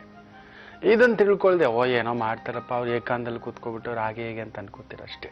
ಇರ್ಲಿ, ಇವತ್ತಿನ ದಿನ ಭವಿಷ್ಯಕ್ಕೆ ಬಂದ್ಬಿಡೋಣ. ಬಹು ವಿಶೇಷವಾಗಿ ಇವತ್ತು ನಾನು ಆಗ್ಲೇ ಹೇಳಿದಾಗೆ ಶುಕ್ಲ ಪಕ್ಷದ ಏಕಾದಶಿ ತಿಥಿ, ಅನುರಾಧ ನಕ್ಷತ್ರ, ಶುಕ್ಲ ಯೋಗ ಚೆನ್ನಾಗಿದೆ. ಶುಕ್ಲದ ಒಂದು ವಿಶೇಷ, ಶುಕ್ರ ಕಾರ್ಯವನ್ನ, ಶುಕ್ರ ಅಂದ್ರೆ ಯಾರು? ಹೆಣ್ಣು, ಅಂದ, ಚಂದ, ಆನಂದ ಅನ್ನತಕ್ಕಂಥ ಮಾತು. ನೋಡೋಣ ಯಾರ್ಯಾರಿಗೆ ಆನಂದ ಅಂತ. ಮೇಷರಾಶಿಗೆ ಸ್ವಲ್ಪ ಆನಂದ ಕಡಿಮೆನೇ ಇವತ್ತು, ಪರಿಶ್ರಮ ಜಾಸ್ತಿ, ಶನಿ ನಕ್ಷತ್ರ. ಉದ್ಯೋಗದಲ್ಲಿ ಸ್ವಲ್ಪ ಹೋರಾಟ, ಕುಟುಂಬದಲ್ಲಿ ತಾಯಿಗೋಸ್ಕರ ಸ್ವಲ್ಪ ಎಳೆದಾಟ, ವಿದ್ಯೆಯಲ್ಲಿ ಸ್ವಲ್ಪ ಹಿನ್ನಡೆ, ವಿದ್ಯಾರ್ಥಿಗಳಿಗೆ ಸ್ವಲ್ಪ ಮಂಕು, ಹುಳಿಕಾರ ಜಾಸ್ತಿ ತಿಂದ್ಬಿಟ್ಟು ಬೆಚ್ಚಗೆ ಮಲ್ಕೊಬಿಡ್ತೀರ. ತುಂಬ ಹುಳಿಕಾರ ಜಾಸ್ತಿ ತಿನ್ನಬೇಡಿ, ಮೊಸರು ಮಜ್ಜಿಗೆ ಜಾಸ್ತಿ ತಗೋಬೇಡಿ. ಮುಖ್ಯವಾಗಿ ಮೇಷರಾಶಿ ಸ್ವಲ್ಪ ಆದಷ್ಟು ಹಾಲಿಗೆ ಒಂಚೂರು ಬೆಲ್ಲ ಕುಟ್ಟಿ ಹಾಕ್ಬಿಟ್ಟು ಚೆನ್ನಾಗಿ ಕಷಾಯ ಥರ ಕಾಯಿಸ್ಬಿಟ್ಟು ಅದರಲ್ಲಿಷ್ಟೇ ಶುಂಠಿ ಹಾಕಿ ಕುಡೀರಿ. ಸ್ವಲ್ಪ ಗಂಟಲು, ಶೀತ, ತಲೆಭಾರ ಎಲ್ಲ ಹೋಗ್ತಕ್ಕಂಥದ್ದಾಗುತ್ತೆ, ಸ್ವಲ್ಪ ಸಮಾಧಾನಕರವಾಗಿರ್ತಕ್ಕಂಥದ್ದಾಗುತ್ತೆ. ಸ್ವಲ್ಪ ಫುಡ್ ಇನ್ಫೆಕ್ಷನ್, ವಾಟರ್ ಇನ್ಫೆಕ್ಷನ್ ಆಗಿಬಿಡುತ್ತೆ. ಒಳ್ಳೆ ಡಾಕ್ಟರ್ ತಪಾಸಣೆ ಮಾಡಿಸ್ಕೊಳ್ಳಿ. ವೃಷಭ ರಾಶಿ, ಸೊ ಸ್ವಲ್ಪ ಸ್ನೇಹಿತರ ಜೊತೆ ಆತ್ಮೀಯರ ಜೊತೆ ಮಾಡ್ತಕ್ಕಂಥ ಪಾಲುದಾರಿಕೆಯ ವ್ಯವಹಾರಗಳು ವಿಳಂಬ ಆಗುತ್ತೆ. ಯಾರನ್ನೋ ನಂಬ್ಕೊಂಡು ದುಡ್ಡು ಕೊಡ್ತಾನೆ ಬಾರಯ್ಯ, ವ್ಯವಹಾರ ಮಾಡಿಸ್ಕೊಡ್ತೀನಿ ಬಾರಯ್ಯ, ಈ ಡಾಕ್ಯುಮೆಂಟ್ ಆಗಬೇಕು ಬನ್ನಿ ಸರ್ ಮಾಡ್ಕೊಡ್ತೀನಿ ಅಂತಕ್ಕಂಥದ್ದು ಆಗದಂತಹ ಮಾತು ಎಳೆದಾಟಗಳಾಗುತ್ತೆ. ಏನ್ ಮಾಡಿ, ಮನೆಯಿಂದ ಹೊರಗಡೆ ಹೋಗ್ಬೇಕಾದ್ರೆ ಮನೆಯ ಹಿರಿಯರ ಹತ್ರ ಒಂದು 8 ರೂಪಾಯಿ ಇಲ್ಲ 16 ರೂಪಾಯಿ ಇಲ್ಲ 24 ರೂಪಾಯಿ ಈ ತರ ಸ್ವಲ್ಪ ದುಡ್ಡು ತಗೊಂಡು ಜೇಬಲ್ಲಿ ಇಟ್ಕೊಂಡು ಹೋಗ್ತಕ್ಕಂಥದ್ದು ಮಾಡಿ ಹಿರಿಯರ ಹತ್ರ. ಇಲ್ಲವೇ ನಿಮ್ಮ ತಾಯಿ ಹತ್ರ ಒಂದು ಚಿಕ್ಕದಾಗಿ ತಿಲಕ ಹಚ್ಚಿಸ್ಕೊಂಡು ಹೋಗಿ, ತಾಯಿ ಆಶೀರ್ವಾದಕ್ಕಿಂತಲ್ಲ. ಚಂದ್ರ ನೇರ ದೃಷ್ಟಿ. ಮಿಥುನ ರಾಶಿ,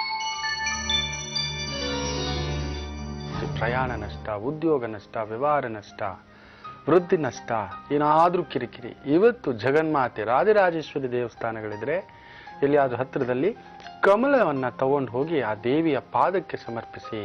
ತಲೆಗಲ್ಲ, ಪಾದಕ್ಕೆ. ಯಾಕಂದ್ರೆ ಅನ್ಯಥಾ ಶರಣಂ ನಾಸ್ತಿ, ಇವತ್ತೆಲ್ಲವೂ ಮುಳುಗುನೀರೇ. ನಿಮಗೆ ಎಚ್ಚರಿಕೆ, ಏನಾದ್ರೂ ಅಪವಾದ ಬರ್ತಕ್ಕಂಥದ್ದು ಆಗಿಬಿಡುತ್ತೆ. ಅಯ್ಯೋ ಅಷ್ಟು ದೂರ ಹೋಗೋಕ್ಕಾಗೋದಿಲ್ಲ. ನಿಮ್ಮ ತಾಯಿಯಿಂದ ಸ್ವಲ್ಪ ಅಕ್ಷತೆ ಕಾಳು ಮಾಡಿಸ್ಕೊಂಡು ತಲೆ ಮೇಲೆ ಹಾಕ್ಸ್ಕೊಳ್ಳಿ. ತಾಯಿ ಕೈಯಿಂದ ಒಂದು ಲೋಟ ಹಾಲಿನಲ್ಲಿ ಬೆಳ್ಳಿ ಹಾಕಿ ಕುಡಿತಕ್ಕಂಥದ್ದು ಮಾಡಿ. ಒಂಚೂರು ಉಳಿಸ್ಬಾರ್ದು, ಹಾಗೆ ಕುಡಿಬೇಕು. ಬೆಳ್ಳಿನೂ ಹಾಕಿ ಕುಡಿಬೇಡಿ, ಹುಷಾರ್. ಖಡ್ಗ ರಾಶಿ, ಮಕ್ಕಳ ಚಿಂತೆ, ಮನೆಯ ಚಿಂತೆ, ಕುಟುಂಬ ಚಿಂತೆ, ಉದ್ಯೋಗ ಚಿಂತೆ. ಆದರೂ ಹೆಸರು ಬರತಕ್ಕಂಥ ನಿಮ್ಮ ಪರಿಶ್ರಮಕ್ಕೆ ತುಂಬಾ ದಿನಗಳ ನಂತರ ನಿಮ್ಮ ಪರಿಶ್ರಮಕ್ಕೆ ಒಳ್ಳೆ ಹೆಸರು ಸಿಕ್ಕಿರ್ತಕ್ಕಂಥ ಒಂದು ದಿನವಾಗಿರುತ್ತೆ. ತೊಂದರೆ ಇಲ್ಲ. ಸಿಂಹರಾಶಿ, ಸ್ವಲ್ಪ ಸೊಂಟ ನೋವಿನಿಂದ ಬಳಲ್ತಕ್ಕಂಥದ್ದು, ಗರ್ಭದೋಷಗಳಿದ್ರೆ ಬಳಲ್ತಕ್ಕಂಥದ್ದು, ಯೂರಿನರಿ ಇನ್ಫೆಕ್ಷನ್ಸ್ ಇದ್ರೆ ಬಳಲ್ತಕ್ಕಂಥದ್ದು, ಜನನಾಂಗಗಳಲ್ಲಿ ಏನಾದ್ರೂ ಇನ್ಫೆಕ್ಷನ್ಸ್ ಇದ್ರೆ ಬಳಲ್ತಕ್ಕಂಥದ್ದಾಗುತ್ತೆ. ಆ ಥರದ್ದೇನಾದ್ರೂ ಆಯ್ತು ಅಂದ್ರೆ 3 ಮುಖಿ ರುದ್ರಾಕ್ಷಿ ಜನನಾಂಗ ದೋಷಗಳಿಗೆ it's one of the fantastic ರಾಮಬಾಣ ಅಂತ ಹೇಳ್ತೇವೆ. ಆ ತುಳಸಿ ತೀರ್ಥದಲ್ಲಿ, ಕಾಶಿ ತೀರ್ಥದಲ್ಲಿ ಇಲ್ಲ ಪ್ರಸಾದ ತೀರ್ಥದಲ್ಲಿ ಹಾಕಿಟ್ಟು ಆ ಪ್ರಸಾದವನ್ನ ಸೇವಿಸ್ತಕ್ಕಂಥದ್ದು, ತೀರ್ಥವನ್ನು ಸೇವಿಸ್ತಕ್ಕಂಥದ್ದು ಮಾಡಿ. ಮಿಕ್ಕಂತೆ ಉದ್ಯೋಗದಲ್ಲೊಂದು ದಿಢೀರ್ ಬದಲಾವಣೆ ಕೂಡ ಆಗ್ತಕ್ಕಂಥ ಸಂಭವ. ಕನ್ಯಾ ರಾಶಿ, ಉದ್ಯೋಗದಲ್ಲಿ ವಿಜಯೋತ್ಸವ, ಪರಸ್ಥಳ, ಪರವೂರು, ಪರದೇಶಕ್ಕೆ ಏನಾದ್ರೂ ಹೋಗ್ಬೇಕು, consultant, travel, tours, communication, customer service ಇಂಥವುಗಳಲ್ಲಿರ್ತಕ್ಕಂಥವ್ರಿಗೆ ವಿಶೇಷವಾದಂತಹ ಧನಯೋಗ, ಹೆಸರು, ಕೀರ್ತಿ ಪಡೆಯತಕ್ಕಂಥ ದಿನ. ತುಲಾ ರಾಶಿ, ಪರಿಶ್ರಮದ ದಿನ. ಒದ್ದಾಡ್ಬಿಡ್ತೀರ ಇವತ್ತು. ಮನೆನ, ಕೆಲಸನ, ಇರೋ ಒಂದು ಉದ್ಯೋಗನ ಚೇಂಜ್ ಮಾಡೋದಾ, ಮನೆ ಚೇಂಜ್ ಮಾಡೋದಾ, ಗಾಡಿ ಚೇಂಜ್ ಮಾಡೋದಾ, ಕೆಲಸ ಚೇಂಜ್ ಮಾಡೋದೇ ಹೋಗಪ್ಪ ಅನ್ನಿಸ್ತಕ್ಕಂಥದ್ದು. ಏನ್ ಮಾಡಿ ಅಂದ್ರೆ, ಎಲ್ಲಿಯಾದ್ರೂ ನಿಮಗೆ ಒಂದು ಜೋಡಿ ಆನೆಗಳ ಚಿತ್ರ ಸಿಕ್ಕಿದ್ರೆ ನಿಮಗೆ ಗುರುನೇ ದೋಷ. ಮನೆಯ ಉತ್ತರ ಭಾಗದ ಗೋಡೆಗೆ ಹಾಕ್ತಕ್ಕಂಥದ್ದು, ಪ್ರತಿನಿತ್ಯ ಮನೆಯಿಂದ ಹೋಗ್ಬೇಕಾದ್ರೆ ಅದನ್ನ ನೋಡ್ಕೊಂಡು ಹೋಗ್ತಕ್ಕಂಥದ್ದು ಮಾಡಿ. ವೃಶ್ಚಿಕ ರಾಶಿ, ಅನುರಾಗ ಪರಿಪೂರ್ಣ ಇರತಕ್ಕಂಥ ಒಂದು ದಿನವಾಗಿರುತ್ತೆ. ಭಾಗ್ಯಾಧಿಪತಿಯೇ ಲಗ್ನದಲ್ಲಿರತಕ್ಕಂಥದ್ದು. ಯಾವುದೋ ಒಂದು ಹಣಕಾಸು, ಲೇವಾದೇವಿ, ಡಾಕ್ಯುಮೆಂಟು, ಪೇಪರ್ಸು, ತುಂಬಾ ದಿನಗಳಿಂದ ಯಾವುದೋ ಒಂದು Aadhaar card, ration card, passport, ಏನೋ ಒಂದು ಮನೆಯ ಒಂದು ಪಾಣಿ, ಪಟ್ಟ ಇವುಗಳಿಗೋಸ್ಕರ ಓಡಾಡ್ತಿದ್ದೀರ, ಅವುಗಳು ಕೂಡಿ ಬರ್ತಕ್ಕಂಥ ಒಂದು ದಿನವಾಗಿರುತ್ತೆ. ಲೆಕ್ಕಾಚಾರ, ಕಂದಾಯ ಪತ್ರಗಳು ಮನೆ ಸೇರ್ತಕ್ಕಂಥ ದಿನ, ಸರಿಪಡಿಸ್ಕೊಳ್ತಕ್ಕಂಥ ದಿನವೂ ಆಗಿರುತ್ತೆ. ಧನುಸು ರಾಶಿ, ಪ್ರಯಾಣ ನಷ್ಟ, ಬಳಲಿಕೆ ಅನ್ನಿಸ್ತಕ್ಕಂಥದ್ದು ಅನ್ಸುತ್ತೆ, ಏನೋ ಹೊರೆ ಅನ್ನಿಸ್ತಕ್ಕಂಥದ್ದು ಅನ್ಸುತ್ತೆ. ತಾಯಿ ಆರೋಗ್ಯದಲ್ಲಿ ಏರಿಳಿತ, ನಾನೊಬ್ಬನೇ ದುಡಿಬೇಕಪ್ಪ ಅನ್ನಿಸ್ತಕ್ಕಂಥದ್ದು ಅನ್ಸುತ್ತೆ. ಉದ್ಯೋಗದಲ್ಲಿ ತುಂಬ ಯಾರಾದರೂ ಕಾಲು ಎಳಿತಕ್ಕಂಥದ್ದಾಗುತ್ತೆ. ಅದರಲ್ಲೂ ಈ ಎಣ್ಣೆ ವ್ಯಾಪಾರಿಗಳಿಗೆ, ಪೆಟ್ರೋಲ್, ಬಾರ್, ವೈನ್ ಸ್ಟೋರ್ ಇಂತಹದ್ರಲ್ಲಿ ಈ ಶನಿಗೆ ಸಂಬಂಧಪಟ್ಟಿರ್ತಕ್ಕಂಥ ವ್ಯವಹಾರದಲ್ಲಿರ್ತಕ್ಕಂಥವರಿಗೆ ಸ್ವಲ್ಪ ನಷ್ಟ, ತೊಂದರೆಗಳು ಕೂಡ, ಕಾರ್ಮಿಕರ ತೊಂದರೆಯನ್ನು ಅನುಭವಿಸ್ತಕ್ಕಂಥದ್ದಾಗುತ್ತೆ. ಆದಷ್ಟು ಇವತ್ತು ಹೋಗ್ತಾ ಹನುಮಾನ್ ದೇವಸ್ಥಾನ ಏನಾದರೂ ಹತ್ತಿರದಲ್ಲಿದ್ರೆ ತುಳಸಿಯನ್ನ ಕೊಟ್ಟು ಅರ್ಚನೆ ಮಾಡಿಸ್ಕೊಂಡು ಹೋಗ್ತಕ್ಕಂಥದ್ದು, ಇಲ್ಲ ಅಲ್ಲಿಯ ತುಳಸಿ ತೀರ್ಥವನ್ನು ತೆಗೆದುಕೊಳ್ತಕ್ಕಂಥದ್ದು ಮಾಡಿ ಒಳ್ಳೆಯದಾಗ್ತಕ್ಕಂಥದ್ದು. ಮಕರ ರಾಶಿ, ಪರವಾಗಿಲ್ಲ. ಈ ಸ್ಟೀಲು, ಸಿಮೆಂಟು, ಕಬ್ಬಿಣ, oil, petrol, liquor, gas, hotel, ಅಡಿಗೆ ಭಟ್ಟ, ಕ್ಲೀನ್ ಮಾಡ್ತಕ್ಕಂಥದ್ದು, ದೊಡ್ಡ ದೊಡ್ಡ construction, civil engineering, architect engineering ಇವುಗಳಲ್ಲಿರ್ತಕ್ಕಂಥವ್ರಿಗೆ ವಿಶೇಷ ಧನಲಾಭವಾಗತಕ್ಕಂಥ ಒಂದು ದಿನವಾಗಿರುತ್ತೆ. ಇನ್ನು ಕುಂಭರಾಶಿ ಮುಂದಿನ ಭಾಗದಲ್ಲಿ ತಿಳಿಸ್ಕೊಡ್ತೇನೆ, ಕಾದು ನೋಡಿ. ಜಿ ಉಳಿದ 2 ರಾಶಿಗಳ ಜೊತೆಗೆ ನೀವು ಹೇಳ್ತಿದ್ರಿ ಇವತ್ತು 6 ಮತ್ತೆ 7 ಬಾಗಿಲುಗಳು ಏನಾದ್ರೂ ಇದ್ರೆ ಮನೆಗೆ ಅದು ಒಳ್ಳೇದಾ ಕೆಟ್ಟದಾ, ಅದೃಷ್ಟ ತರತ್ತಾ ಅಥವಾ ದುರಾದೃಷ್ಟವನ್ನ ಬರಮಾಡ್ಕೊಳ್ಳುತ್ತಾ ಹೇಳ್ತೀನಿ ಅಂತ. ಇವತ್ತಿನ ದಿನ ಭವಿಷ್ಯ ತಿಳಿಸ್ಕೊಟ್ಬಿಡ್ತೇನೆ. ಕುಂಭರಾಶಿ. ಕುಂಭರಾಶಿಯವರಿಗೆ 10ನೇ ಮನೆಯಲ್ಲಿರೋ ಚಂದ್ರ 6ನೇ ಮನೆ ಅಧಿಪತಿ 10 ಅಂದ್ರೆ ನಷ್ಟ ಮಾಡೋನ್, ತೊಂದರೆ ಮಾಡೋನ್ ಬಂದು ಉದ್ಯೋಗ ಸ್ಥಾನದಲ್ಲಿ ಕುಳಿತುಕೊಂಡಿದ್ದಾನೆ. ಸೊ ಇವತ್ತು ಉದ್ಯೋಗದಲ್ಲಿ ಯಾರಾದರೂ ನಷ್ಟ ಮಾಡೋದು, ಎಳಿಯೋದು, ಬಾಧೆ ಇಡೋದು, ಸಂಕಟ ಆಗೋದು, ದಿಢೀರ್ ಪ್ರಯಾಣ, ಒತ್ತಡ, ಓಡಾಟ, ಎಳೆದಾಟ ಇವೆಲ್ಲವೂ ಆಗ್ತಕ್ಕಂಥದ್ದು. ಆದರೂ ಕೂಡ ಶನಿ ಉಚ್ಚ, ನಿಭಾಯಿಸ್ಕೊಬಿಡ್ತೀರಾ, ತೊಂದರೆ ಏನಿಲ್ಲ. ಆದಷ್ಟು ಏನು ಮಾಡಿ ಅಂದರೆ ಇವತ್ತು ಮನೆಯಿಂದ ಹೊರಗಡೆ ಹೋಗಬೇಕಾದ್ರೆ ಸ್ನಾನ ಮಾಡಿದ್ರೂ ಸರಿ, ತಲೆಗೆ ಸ್ನಾನ ಮಾಡಿಲ್ಲ ಅಂದರೂ ಸರಿ, ಒಂದಷ್ಟು ತೆಂಗಿನ ಎಣ್ಣೆಯನ್ನು ಒಂದು 2-3 ಡ್ರಾಪ್, ಇಲ್ಲ ನಿಮಗೆ ತುಂಬ ಶಕ್ತಿ ಇದೆ ಅಂದರೆ ಆಲ್ಮಂಡ್ ಆಯಿಲ್, ಬಾದಾಮಿ ಎಣ್ಣೆ ಸ್ವಲ್ಪ ಒಂದು 2-3 ಡ್ರಾಪ್ ನೆತ್ತಿ ಮೇಲೆ ಇಟ್ಕೊಂಡು ಹೋಗ್ತಕ್ಕಂಥದ್ದು ಮಾಡಿ. ಸೊ ರಿಲ್ಯಾಕ್ಸ್, ಆ ತಲೆ ಮೇಲಿನ ಹೊರೆ ಇಳಿಯುತ್ತೆ, ಆ ಟೆನ್ಷನ್ಸ್ ಇಳಿಯುತ್ತೆ. ಶನಿ ಒಂದು ಎಣ್ಣೆ ಕಾರಕ, ಸೊ ಪ್ರೀತಿಸಿದಾಗ ಇನ್ನೂ ಹೆಚ್ಚಾಗಿ ಕೊಡ್ತಾನೆ ಅಂತಕ್ಕಂಥದ್ದು. ಮೀನರಾಶಿ. ಭಾಗ್ಯದಲ್ಲಿರುವ ಚಂದ್ರ ಭಾಗ್ಯೋದಯ, ಉದ್ಯೋಗದಲ್ಲಿ ಭಾಗ್ಯೋದಯ ಬರುತ್ತೆ. ಲಾಟ್ರಿ ಹೊಡೆದಾಗ ದಿಢೀರಂತ ಪೊಸಿಷನ್ನು, ಇನ್ಕಮ್ಮು ಏನೋ ಒಂದಾಗುತ್ತೆ. ಎಲ್ಲರೂ ಬಂದ ನಮ್ಮ ಪಾರ್ಟಿ ಇಲ್ವೋ, ನಮಗೆ ಟ್ರೀಟ್ ಇಲ್ವೋ ಅಂತಕ್ಕಂಥದ್ದು. ಸೊ ಏನೋ ಒಂದು ಖರ್ಚು ಬಾಬತ್ತು ನಿಮ್ಮನ್ನು ಬಾಧಿಸ್ತಕ್ಕಂಥದ್ದು ಆಗುತ್ತೆ. ಅದು ಒಂಚೂರು ಟೆನ್ಷನ್ ತುಂಬಿಸಿಬಿಡುತ್ತೆ ನಿಮಗೆ. ಇದು ಏನಪ್ಪ ಇದು ನಮಗೆ ಅನ್ನಿಸ್ತಕ್ಕಂಥದ್ದು. ಅಷ್ಟು ಬಿಟ್ಟರೆ ಇದಕ್ಕೆಲ್ಲವೂ ಸಾಂಗತ್ಯ. ಸ್ವಲ್ಪ ಆತುರಗಾರನಿಗೆ ಬುದ್ಧಿಮಟ್ಟ, ವ್ಯವಹಾರಗಳಲ್ಲಿ ಇನ್ವೆಸ್ಟ್ಮೆಂಟ್ ಮಾಡ್ತಕ್ಕಂಥದ್ರಲ್ಲಿ ಎಚ್ಚರಿಕೆಯಿಂದ ಮಾಡಿ ನೋಡಿಕೊಂಡು. ಬುಧನ ಒಂದು ವಕ್ರ ಪ್ರಭಾವ. ಇದಿಷ್ಟು ದ್ವಾದಶ ರಾಶಿಗಳ ಫಲಾನುಫಲ. ಎಲ್ಲರಿಗೂ ಒಳ್ಳೆಯದಾಗಲಿ. ಇನ್ನು ವಾಸ್ತುವಿನ ಬಗ್ಗೆ ಹೇಳ್ತಿದ್ದೆ. ಶುಭಂ ವಾಸ್ತು. ಈ 6 ಬಾಗಿಲಿದ್ರೆ ಮನೆಗೆ ಚಂದವ ಇಲ್ಲ ಕಷ್ಟವ ಅನ್ನತಕ್ಕಂಥದ್ದು. 6 ಬಾಗಿಲು ವಿಶೇಷವಾಗಿ ಯಾರಿಗೆ ಹೆಣ್ಮಕ್ಕಳು ಬೇಕು, ನಮಗೆ ಪುತ್ರಿ ಸಂತಾನ ಬೇಕು ಅಂದುಕೊಳ್ಳತಕ್ಕಂಥವರು 6 ಬಾಗಿಲಿನ ಮನೆಯಲ್ಲಿ ವಾಸಿಸಿದ್ರೆ ಪುತ್ರಿ ಸಂತಾನದ ಒಂದು ವಿಶೇಷ ಫಲ ಸಿಗ್ತಕ್ಕಂಥದ್ದಾಗುತ್ತೆ. ಮಕ್ಕಳಿಗೆ ಮದುವೆ ಆಗುತ್ತೆ, ವಿಶೇಷ ಸಂತಾನ, ಪುತ್ರ ಸಂತಾನವೂ ಉಂಟು. ಬಟ್ ಹೆಣ್ಮಕ್ಳು ಬೇಕು ಅಂದ್ಕೊಂಡಿರ್ತಕ್ಕಂಥವರು ಪ್ರಯತ್ನ ಮಾಡಿ 6 ಬಾಗಿಲಿನ ಮನೆಯಲ್ಲಿ ವಾಸಿಸ್ತಕ್ಕಂಥದ್ದು ಹಾಗೂ ಗರ್ಭಧಾನ ಮಾಡಿಕೊಳ್ಳಲು ಪುತ್ರ ಸಂತಾನ ಬೇಗ ಆಗತಕ್ಕಂಥದ್ದಾಗುತ್ತೆ. ವಿಶೇಷ ವಾಹನದ ಸೌಕರ್ಯ ಪಡೆಯುವಿರಿ, ಆಭರಣದ ಸೌಕರ್ಯ ಪಡೆಯತಕ್ಕಂಥದ್ದಾಗುವುದು, ಪ್ರಯಾಣ ಸೌಕರ್ಯ ಪಡೆಯುವಿರಿ, ಸಮಾಜದಲ್ಲಿ ಬಹುದೊಡ್ಡ ಎತ್ತರದ ಸ್ಥಾನವನ್ನು ಪಡೆಯುವಿರಿ. ಮನೆಯಲ್ಲಿ ನಿತ್ಯವೂ ಏನಾದರೂ ಒಂದು ಫಂಕ್ಷನ್ಸ್ ಆಗೋದು, ಹಬ್ಬ ಆಗೋದು ಸರ್ವಸಾಧಾರಣ ಆಗ್ತಕ್ಕಂಥದ್ದು. ಮನೆಯಲ್ಲಿ ಕಾಲ್ಗೆಜ್ಜೆಯ ಸದ್ದು ಸದಾ ಕೇಳಿಸ್ತಿರ್ತಕ್ಕಂಥ ಒಂದು ಭಾವ. ಯಾರಾದರೂ ನೆಂಟರು ಬರೋದು, ಬಂಧುಗಳು ಬರೋದು, ಆತ್ಮೀಯರು ಬರೋದು, ಸಮಾಜದಲ್ಲಿ ಗಣ್ಯ ವ್ಯಕ್ತಿಗಳಾಗ್ತಕ್ಕಂಥದ್ದು. ವಿಪರೀತವಾದಂಥ ಶೋಕಿಲಾಲ ಕೂಡ ಆಗ್ಬಿಡ್ತೀರ 6 ಬಾಗಿಲಿದ್ರೆ. ಮನೆಯಲ್ಲಿ ಸ್ತ್ರೀಯರ ದರ್ಪ ಜಾಸ್ತಿ ಆಗುತ್ತೆ. ಸೊ 6 ಬಾಗಿಲಿನ ಮನೆಗೆ ಹೋದರೆ ಸೊಸೆಗೆ ಶ್ರೇಯಸ್ಕರ. ಯಾಕೋ ಸೊಸೆ ಸುಸ್ತು ಅಂತಾಳೆ, ಸೊಸೆಗೆ ಚೈತನ್ಯನೇ ಇಲ್ಲ, ಶಕ್ತಿನೇ ಇಲ್ಲ, ಆರೋಗ್ಯನೇ ಇಲ್ಲ ಅಂದುಕೊಳ್ತಕ್ಕಂಥ ತಾಯಿ ಸಮಾನರಾದಂಥ ಅತ್ತೆಯವರು. ಸೊ ಅಂಥ ಒಂದು ಸೊಸೆ ಮಗನನ್ನು 6 ಬಾಗಿಲಿನ ಮನೆಯಲ್ಲಿರಲಿಕ್ಕೆ ವ್ಯವಸ್ಥೆ ಮಾಡಿಸಿ ನೋಡಿ, ಆರೋಗ್ಯ ಸುಧಾರಣೆ ಆಗ್ತಕ್ಕಂಥದ್ದು. ಯಾಕೋ ಈ ಹುಡುಗಿ ಬಂದ ಮೇಲೆ ತೂತು ಬಿದ್ದುಬಿಟ್ಟಿದೆ, ಖರ್ಚು ಅಂತಿದ್ದಾರೆ. ಸೊ ನಿಮ್ಮ ಮೇಲೆ ಇಲ್ಲದ ಅಪವಾದ ಬಂದ್ಬಿಟ್ಟಿದೆ, ನನ್ನನ್ನು ಕಟ್ಕೊಂಡ್ಮೇಲೆ ನಷ್ಟ ಅಂತೆ ಗುರುಗಳೇ ಅಂತ. ಕುಣಿಲಾರ್ದವನ್ ನೆಲ ಡೊಂಕು ಅಂತ ಹೇಳ್ತೀವಿ. ದುಡಿಲಿಕ್ಕೆ ಆಗೋದಿಲ್ಲ ಕೆಲವು ಗಂಡಸರಿಗೆ, ಶತಮೂರ್ಖರಿಗೆ ಹೆಂಡತಿ ಮೇಲೆ ಹಾಕ್ಬಿಡೋದು, ಇಲ್ಲ ಹೆಂಡತಿ ಮೇಲೆ ಇಲ್ಲ ಬೇರೆಯವ್ರ ಮೇಲೆ ಹಾಕ್ಬಿಡೋದು. ಇಲ್ಲ ಕೆಲವು ಹೆಂಗಸರುಗಳಿರ್ತಾರೆ ಸೊಸೆ ಮೇಲೆ ಹಾಕ್ಬಿಡೋದು.